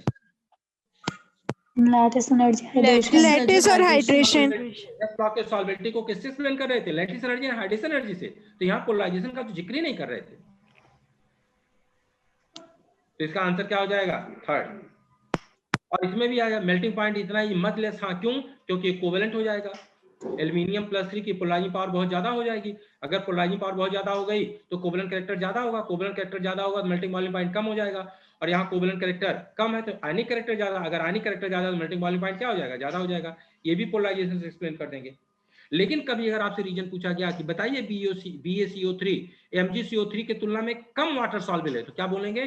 क्योंकि BaCO3 के केस में लैटिस एनर्जी ज्यादा है और MgCO3 के केस में हाइड्रेशन एनर्जी ज्यादा है, तो इसीलिए यहाँ लैटिस एनर्जी ज्यादा है, ये वाटर इनसॉल्युबल हो जाता है। और यहाँ हाइड्रेशन एनर्जी ज्यादा, तो कैसे हो जाते हैं? करीब करीब सॉल्युबल हो जाते हैं। या फिर बोल लो कि लैटिस एनर्जी हाइड्रेशन एनर्जी बराबर हो जाती है, तो लीस्ट सॉल्युबल बोल सकते हो। ये क्या हो गया? BaCO3 insoluble. और जब ऊपर की तरफ जाते हो तो धीरे धीरे BaCO3 के तुलना में ये कैसा होगा? सॉल्युबल। तो यहाँ रीजन क्या देते हैं? Lattice energy, hydration energy. यहाँ रीजन पोलराइजेशन का नहीं देते हैं। अच्छा, जितना देर मैंने बोला है आप लोग बिल्कुल मौन व्रत हो। अब बॉय जरा बोलिए इसमें किस चीज पे लेके क्या कंफ्यूजन है और क्या डाउट है? फर्स्ट पॉइंट वंस मोर कर दीजिए। बोलो भाई। सर फर्स्ट पॉइंट एक बार और बता दीजिए। कौन सा? फर्स्ट पॉइंट पहला ऑप्शन।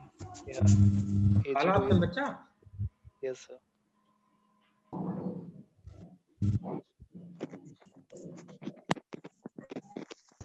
सॉल्युबिलिटी और थर्मल स्टेबिलिटी को डिसाइड करने के लिए जो अलग-अलग फैक्टर है वो बता दीजिए।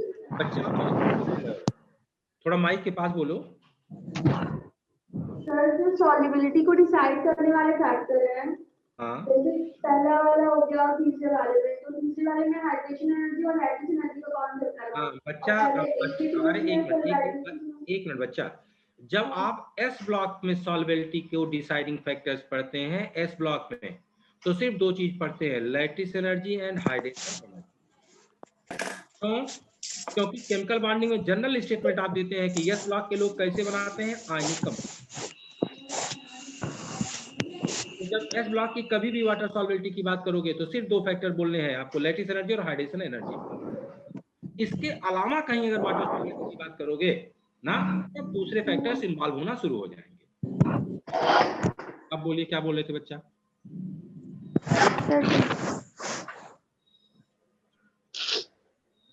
अच्छा, कार्बोनेट बाइकार्बोनेट के थर्मल स्टेबिलिटी के ऑर्डर बता दीजिए। और ये तो बता दिए सर, सेकंड डे का और सब मतलब जैसे हो सर एस ब्लॉक में तो हो जाएगा ये सब। नहीं, छोटा छोटा बड़ा बड़ा हर जगह हो जाएगा। सर छोटा छोटा बड़ा बड़ा क्या है सर? छोटा छोटे के साथ स्टेबल है, बड़ा बड़े के साथ। अरे तो ये तो तुम समझी हो इसलिए बोल दे रहे हो उसको। अब बच्चा अगर नहीं ना होगा नहीं सर, समझिए वो सर हमें पता है सर, वो दूसरे तरीके से ठीक पता है। Yes sir. Small ion stabilise small. आप न्यूलाइट में थे? नहीं सर, दिलीप गंगवार में थे सर। दिलीप गंगवार क्या है ये किसने बता दी छोटा छोटा बड़ा बड़ा? नहीं सर, छोटा छोटा नहीं, मतलब अलग तरीके से, मतलब कि small cation stabilise small anion ऐसे तो करके। चलो जरा हमको आंसर बता दो, जरा हम भी देख लें यार ये कैसे सर इतना नहीं होगा। आया था आपको दिलीप के यहाँ? दिलीप सर के सर सर ये इतना देर लग रही है यार बताने में। अरे सर नाम रुकिए सर। दुबे सर थे, Ashutosh Dubey yes sir, Dubey sir, Ashutosh Dubey sir. अच्छा चलो कोई बात नहीं, तो चलो एक आंसर बताइए तो फिर हम, अगर छोटा छोटा बड़ा बड़ा पढ़ा है या कहीं से भी पढ़ा है तो एक आंसर बताइए।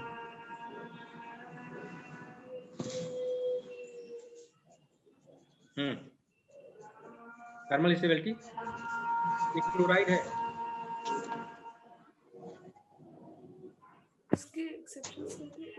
LiCl से लेके सीजियम क्लोराइड तक जा रहे हैं, बताइए थर्मल स्टेबिलिटी कम हो गया ज्यादा?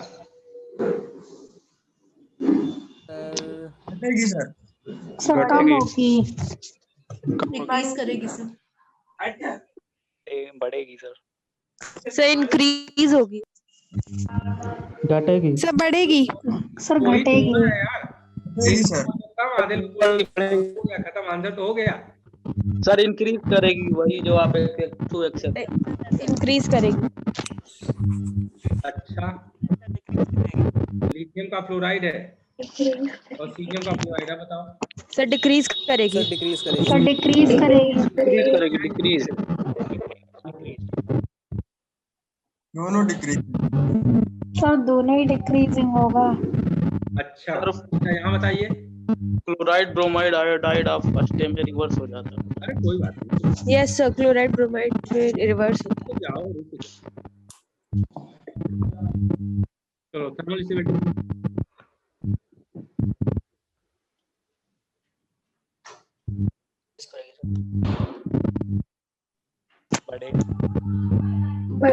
बढ़ेगी सर। बोलो। बढ़ेगी सर। बहुत सही बेटा, ठीक है। इसका मतलब ये बताना पड़ेगा, अल्लाह बल्ला टाइप का आंसर दे रहे हो यार। चलो कोई बात नहीं, डिस्कस कर लेंगे बेटा, कोई बात नहीं। तो क्वेश्चन नंबर 9 में आपको कुछ पूछना है किसी बच्चे को, और कोई डाउट हो बोलिए इसमें। एक बच्चे ने कुछ फर्स्ट ऑप्शन में कुछ पूछा था, क्या था बेटा?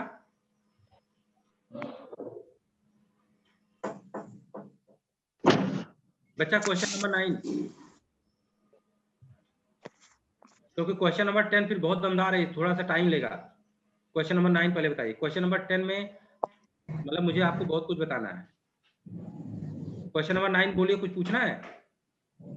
सर एक बार सॉल्युबिलिटी का समझा दीजिए। किसकी सॉल्वेबिलिटी? तो अलग अलग, सब अलग अलग दिए है ना। सर थर्मल हाइड्रेशन एंथैल्पी जो होगी वो डाउन द ग्रुप डिक्रीज करेगी, हाँ सही है।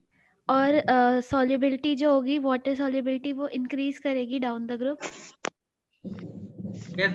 अल्कली मेटल में इंक्रीज करती है, एल्कालाइन अर्थ मेटल में इंक्रीज करती है, CuSD को छोड़कर। हाँ यस सर, बस इतना ही था।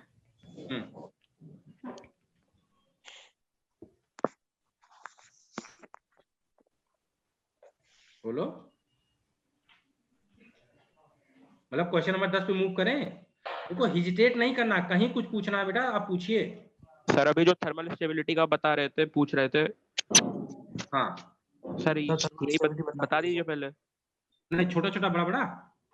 हाँ ये भाई छोटा छोटा बड़ा वाला। टाइम कितना हो गया देख लो। तो 3:40। हाँ 20 मिनट है ना। जी सर। सर एस ब्लॉक में डिस्कस कर लेंगे। नहीं ठीक है, नहीं ना तो इसी में है। अरे सर अभी कर दीजिए। चलो हाँ सर कर दीजिए। चलो जरा 20 मिनट ब्रीफ कर देते हैं, ठीक है। कर दीजिए सर। हाँ ठीक है, ओके। 10 तक बता दीजिए सर, उसके बाद चलिए बेटा जी, ये जो ट्रिक मैं आपसे बोल रहा हूँ छोटा छोटा बड़ा बड़ा, ये आपके एस ब्लॉक पी ब्लॉक दोनों के लिए एप्लीकेबल है। आयनिक कंपाउंड हो, कोवेलेंट कंपाउंड हो, दोनों के लिए एप्लीकेबल है। लेकिन एनसीईआरटी ने जो दिया था वो सिर्फ आयनिक के लिए दिया है, एनसीईआरटी ने कोवेलेंट के लिए नहीं बोला। इसमें सिर्फ हम लोग को ये डिसाइड करना होता है कि व्हाट इज छोटा व्हाट इज बड़ा। अगर ये डिसाइड हो गया तो फिर आंसर देने में कोई दिक्कत नहीं। और स्ट्रिक्ट से 3 ही एक्सेप्शन है, अगर वो तीनों एक्सेप्शन दिमाग में रख लिया तो फिर सारा पंगा खत्म, फिर कहीं भी आप लगाओ सीधे आंसर आएगा। इसमें छोटा बड़ा लेते किसको है, तो बस ये समझ लेना बेटा जी, हम जब बोलते हैं कोई चीज छोटा तो उसका सिर्फ इतना सा मतलब होता है, या तो वो आइटम अकेला होना चाहिए और या तो उस आइटम ने अकेले अकेले बॉन्ड बनाया हो। मतलब अगर हम लिख दें CCl4 तो कार्बन तो अकेला है, कोई दिक्कत नहीं, छोटा क्लोरीन 4 है। अब हमें देखना है कि क्लोरीन छोटा होगा या बड़ा। शर्त है क्या, या तो अकेला हो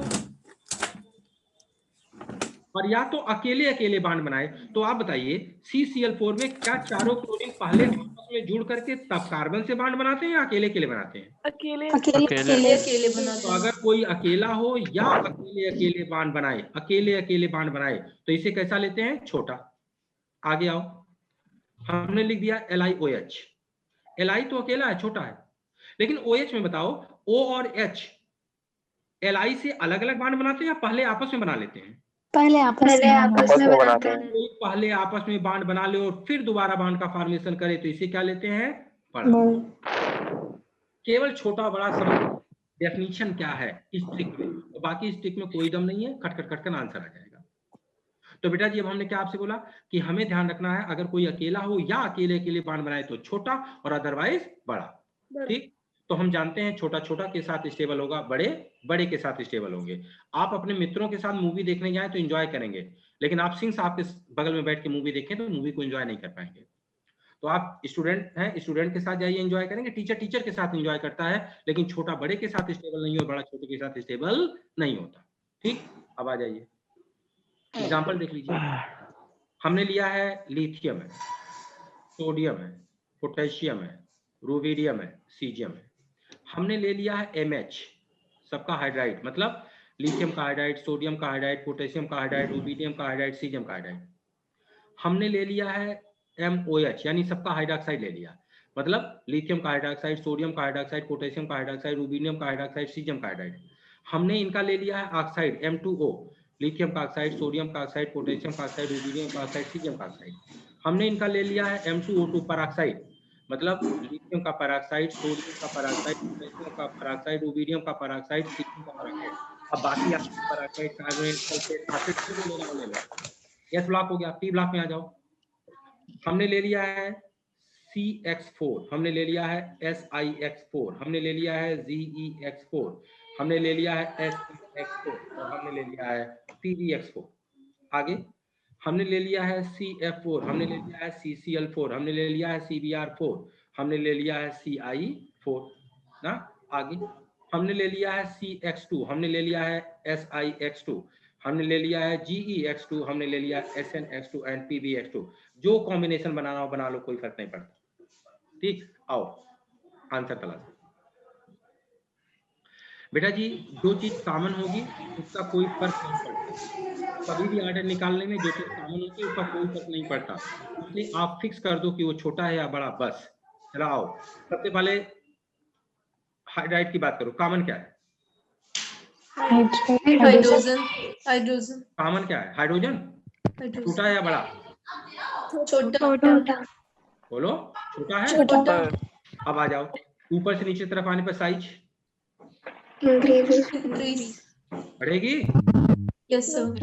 बताओ, छोटा सा हाइड्रोजन छोटे लिथियम के साथ स्टेबल और छोटा सा हाइड्रोजन बड़े लिथियम के साथ अनस्टेबल।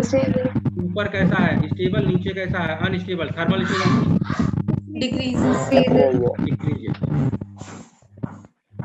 आप बताओ, मेटल का हाइड्रोक्साइड मतलब लिथियम का हाइड्रोक्साइड, सोडियम का हाइड्रोक्साइड, पोटेशियम का हाइड्रोक्साइड एंड सो ऑन।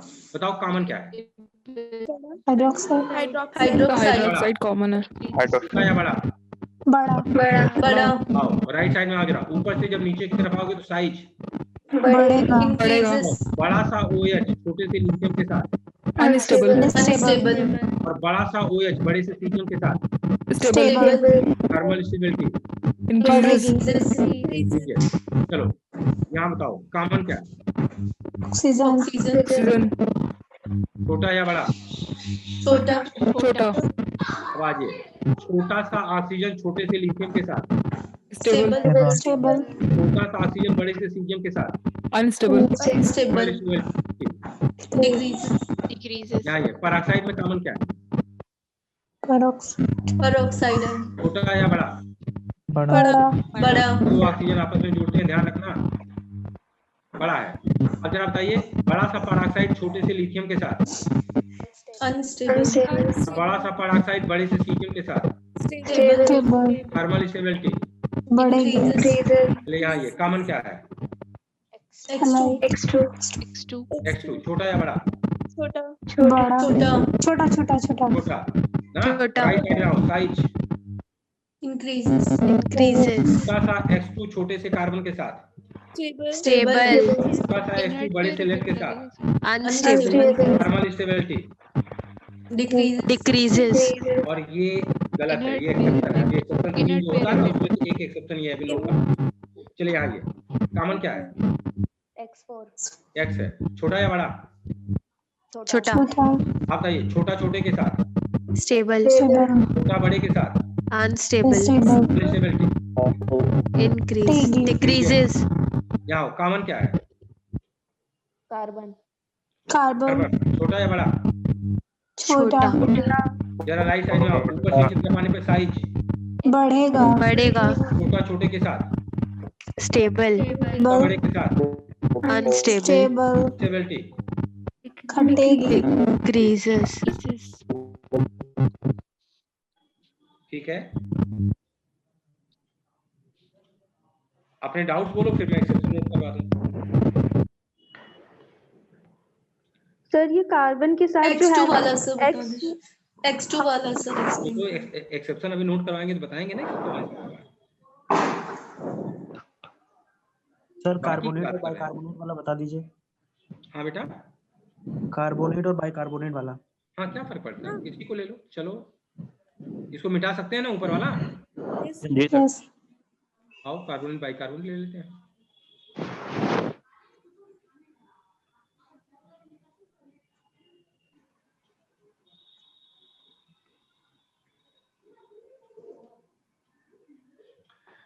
बेटा जी, अगर हम इसकी बात करें और नीचे तक चले आए,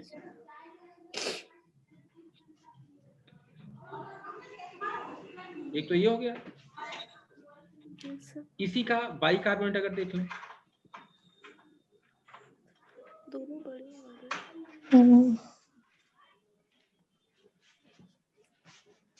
ये देख लिया हम लोगों ने, ठीक है। अब आप बताइए इसमें कॉमन क्या है? कार्बोनेट और बाइकार्बोनेट बड़ा अब जब आप ऊपर से नीचे तरफ आएंगे तो lithium, sodium, potassium, rhodium size बढ़ेगा, ये बड़ा छोटे के साथ, अनस्टेबल और बड़ा बड़े के साथ स्टेबल होगा, thermal stability increases, similar condition, thermal stability और यही आपके एस ब्लॉक में लग जाएगा। अब ये अलग बात है कि जब आप अल्कली मेटल्स की बात करते हैं तो ये सही है कि ऊपर से नीचे तरफ जाने पर थर्मल स्टेबिलिटी बढ़ती है, लेकिन सोडियम, पोटेशियम, रुबिडियम और सीजियम, इनके कार्बोनेट्स थर्मली स्टेबल होते हैं। किसी पूरी केमिस्ट्री में सबसे ज्यादा स्टेबल कार्बोनेट इन्हीं के हैं। अब इनमें पूछा जाए सबसे ज्यादा स्टेबल किसका हो जाएगा? सीजियम का, उसके बाद कौन? रुबिडियम का, उसके बाद कौन? पोटेशियम का, सबसे कम किसका? सोडियम का। क्यों? क्योंकि थर्मल स्टेबिलिटी बढ़ रही है, तो जो जितना नीचे होगा उसका कार्बोनेट उतना ज्यादा स्टेबल, और जो जितना ऊपर होगा उसका कार्बोनेट कैसा होगा? उतना अनस्टेबल। लिथियम का बाइकार्बोनेट थर्मली अनस्टेबल होता है, बाकी इन चारों के कार्बोनेट थर्मली स्टेबल होते हैं। किसी दूसरे के तुलना में ये चारों थर्मली स्टेबल है। अगर इन चारों में पूछा जाए सबसे ज्यादा कौन स्टेबल है तो सीजियम, और इन चारों में सबसे कम स्टेबल कौन है तो सोडियम। सोडियम, पोटेशियम, रुबिडियम का हाइड्रोक्साइड, कार्बोनेट और सल्फेट तीनों। हाँ, हाई क्यूट सरदार जी, यस सर। हाई क्यूट सरदार जी, आप फर्स्ट यार थर्मली स्टेबल, ये लोग थर्मली स्टेबल होते हैं अल्कली मेटल्स के, लिथियम को छोड़कर।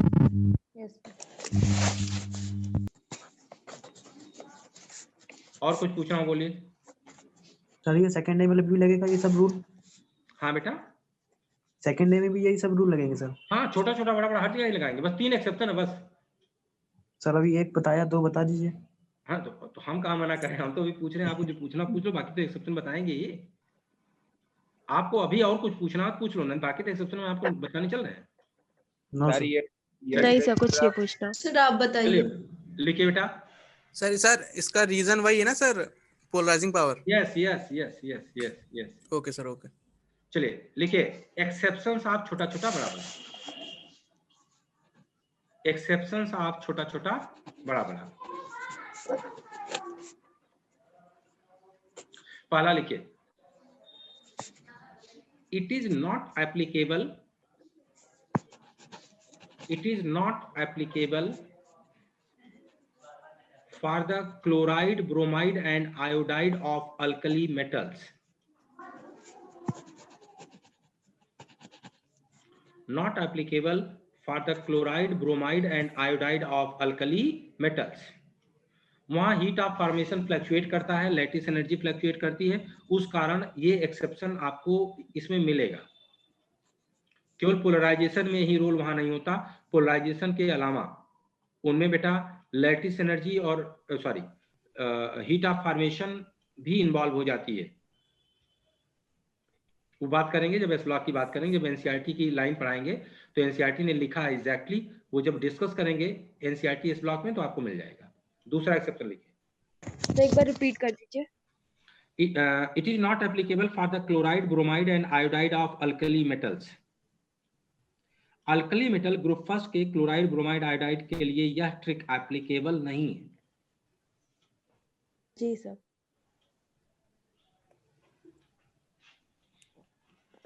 चलिए दूसरा लिखिए, it is not applicable for those P block compounds, it is not applicable for those p block compounds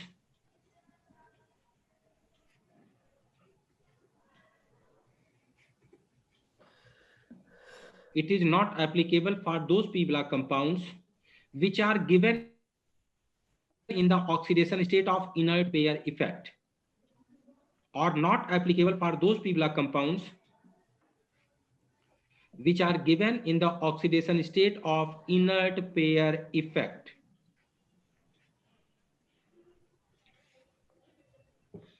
Which are given in the oxidation state of inert pair effect. अब इस exception को देख लीजिए, जो भी आपने बोला था, इस वाले एक्सेप्शन को देखिए सारे लोग। जरा बताइए, ये जो कंपाउंड दिया गया किस ऑक्सीडेशन स्टेट में दिया गया? +2। कार्बन फैमिली का हाईएस्ट ऑक्सीडेशन स्टेट होता है +4, और कार्बन फैमिली में +2 ऑक्सीडेशन स्टेट क्यों आता है? Due to inert pair effect. Group number से 2 कम, ग्रुप नंबर -2, जो भी ऑक्सीडेशन स्टेट आता है ये किसके कारण आता है? Due to inert pair effect. तो अगर इनर्ट पेयर इफेक्ट आ गया तो जरा बताइए इनर्ट पेयर इफेक्ट क्या कहता है? As you go from top to bottom, lower oxidation state becomes more and more stable. Inert pair effect तो सारे लोग जानते हो ना? Yes sir. As you go from top to bottom, lower oxidation state becomes more and more stable. इसका मतलब जैसे जैसे नीचे की तरफ जाओगे +2 की स्टेबिलिटी बढ़ती जाएगी। अगर +2 की स्टेबिलिटी बढ़ती जाएगी तो इसका मतलब है +2 में जो कंपाउंड बनेंगे उनकी भी स्टेबिलिटी बढ़ती जाएगी। तो बेटा जी ये क्यों इनर्ट पेयर इफेक्ट जहां लगता है वहां नहीं लगता? क्योंकि इनर्ट पेयर इफेक्ट डोमिनेट कर जाता है, और इनर्ट पेयर इफेक्ट कहता है, you go from top to bottom, lower oxidation state becomes more and more stable. बोलो। तो आप बताओ ये गलत क्यों? अच्छा इसमें अगर ये गलत हो गया तो यहाँ लगेगा क्या फिर? थर्मल स्टेबिलिटी इंक्रीजेस, क्यों? Due to inert pair effect. Due to inert pair effect. Due to inert pair. Because going from top to bottom, the stability of +2 and their compounds increases. Increases. तो जहाँ inert pair effect लगेगा बेटा वहां आपकी trick छोटा छोटा बड़ा बड़ा नहीं लगता, यानी पोलराइजेशन पे इनर्ट पेयर इफेक्ट डोमिनेट कर जा रहा है। अब एक क्वेश्चन बता दो, उम्मीद तो है कि गलत बताओगे।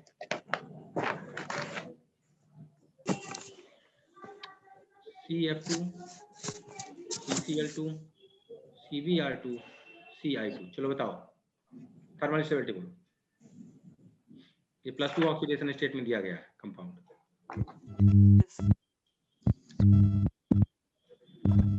इंक्रीज करेगी। थर्मल स्टेबिलिटी घटेगी या बढ़ेगी? डिक्रीज करेगी। डिक्रीज डिक्रीज करेगी, डिक्रीजेस।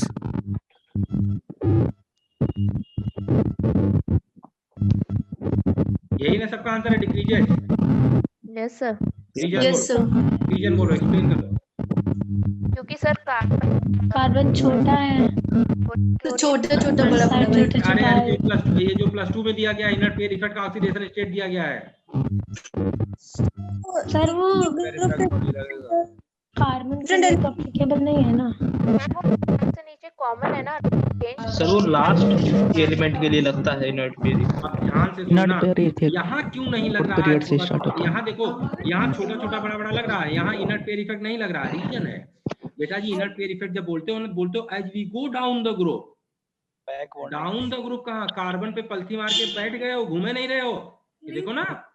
Yes sir. तो सेंट्रल एलिमेंट कार्बन है, तुम कार्बन के ऊपर जाके बैठ गए हो। जब ग्रुप में वो नीचे जा ही नहीं रहे हो तो इनर्ट पेयर इफेक्ट लगेगा कैसे? इनर्ट पेयर इफेक्ट तब लगेगा जब कार्बन से नीचे जाओ, और कार्बन से नीचे जाओगे तो silicon, tin, germanium, tin, lead आना चाहिए। और जबकि यहाँ क्या है? सेंट्रल एलिमेंट कार्बन और कार्बन पे ही बैठ गए हो। इसका मतलब है अगर बेटा ग्रुप में मूव करोगे तभी इनर्ट पेयर इफेक्ट काम करता है। अगर आप ग्रुप में, हम कहते तुम लेड ले लो, ऐसे ले लो, सुनो जरा, PbF2, PbCl2, PbBr2, PbI2, लगेगा ना? नहीं लगेगा। क्यों? नहीं। अरे भाई लेट पे बैठ गए हो यार। जब तक आप ऊपर नीचे नहीं करोगे तब तक इनर्ट पेयर इफेक्ट थोड़ी ना लगेगा। तो यहाँ भी क्या लगेगा? छोटा छोटा बड़ा बड़ा। इसका मतलब क्या हुआ? जब आप ग्रुप में ऊपर नीचे मूव करेंगे तब सिर्फ इनर्ट पेयर इफेक्ट काम करता है, ध्यान रखना। अगर किसी एक एलिमेंट पे जाके बैठ गए हो और ऊपर नीचे नहीं जा रहे हो तो फिर इनर्ट पेयर इफेक्ट नहीं लगेगा। तो क्या लगेगा? छोटा छोटा बड़ा बड़ा। बोलो भाई। Yes sir. तो ये भी नोट कर लेना। ये एग्जांपल नोट करो, यहाँ लिखो कि छोटा छोटा बड़ा बड़ा इनर्ट पेयर इफेक्ट क्यों नहीं लगेगा। और इसे भी नोट करो, यहाँ भी लिखो इनर्ट पेयर इफेक्ट क्यों नहीं लगेगा। क्योंकि जो तीन ही एक्सेप्शन है, अगर एक्सेप्शन अच्छी तरीके से दिमाग में क्लियर होगा फिर तो पंगा ही नहीं है ना, फिर तो आंसर बता ही देंगे। अब 3 क्यों? 2 एक्सेप्शन है, तीसरा कोई एक्सेप्शन नहीं है। तीसरा जनरलाइज है, जनरलाइजेशन एक्सेप्शन नहीं है। अभी मैं अब आज तो नहीं, लेकिन कल वाली क्लास में इसी से शुरू करेंगे, जनरलाइजेशन से शुरू कर देंगे। इसको क्लियर कट, ये 3 एग्जांपल एक्सेप्शन के 3 एग्जांपल नोट करना है। यहाँ छोटा छोटा बड़ा बड़ा नहीं लगेगा, इनर्ट पेयर इफेक्ट लगेगा। यहाँ छोटा छोटा बड़ा बड़ा लगेगा तो इनर्ट पेयर इफेक्ट क्यों नहीं लगेगा, क्लियर करके लिख लेना। इसमें भी छोटा छोटा बड़ा बड़ा लगेगा, इनर्ट पेयर इफेक्ट नहीं लगेगा, क्यों नहीं लगेगा, क्लियर करके लिख लेना। और तीसरा बेटा एक्सेप्शन नहीं, जनरलाइजेशन है। वो कल जब क्लास शुरू करेंगे, कल मतलब परसों, तो वहीं से शुरू करेंगे। एक बार आप मुझे याद भी दिला देना। Okay sir. चलें, ठीक है बेटा। Thank you. आपकी अगली क्लास है। Thank you sir. बाकी व्हाट्सएप पे तो हम थैंक यू लोग सर। अगर थैंक यू सर। अगर आप भाई बैच देते हो तो मैं कोशिश करता हूँ कि मैं रिप्लाई भी आपको करूँ, और कर भी रहा हूँ। तो ठीक है बेटा, परसों मिलते हैं तो इसके आगे कंटिन्यू करेंगे। थैंक यू बेटा। Thank you sir. Thank you sir.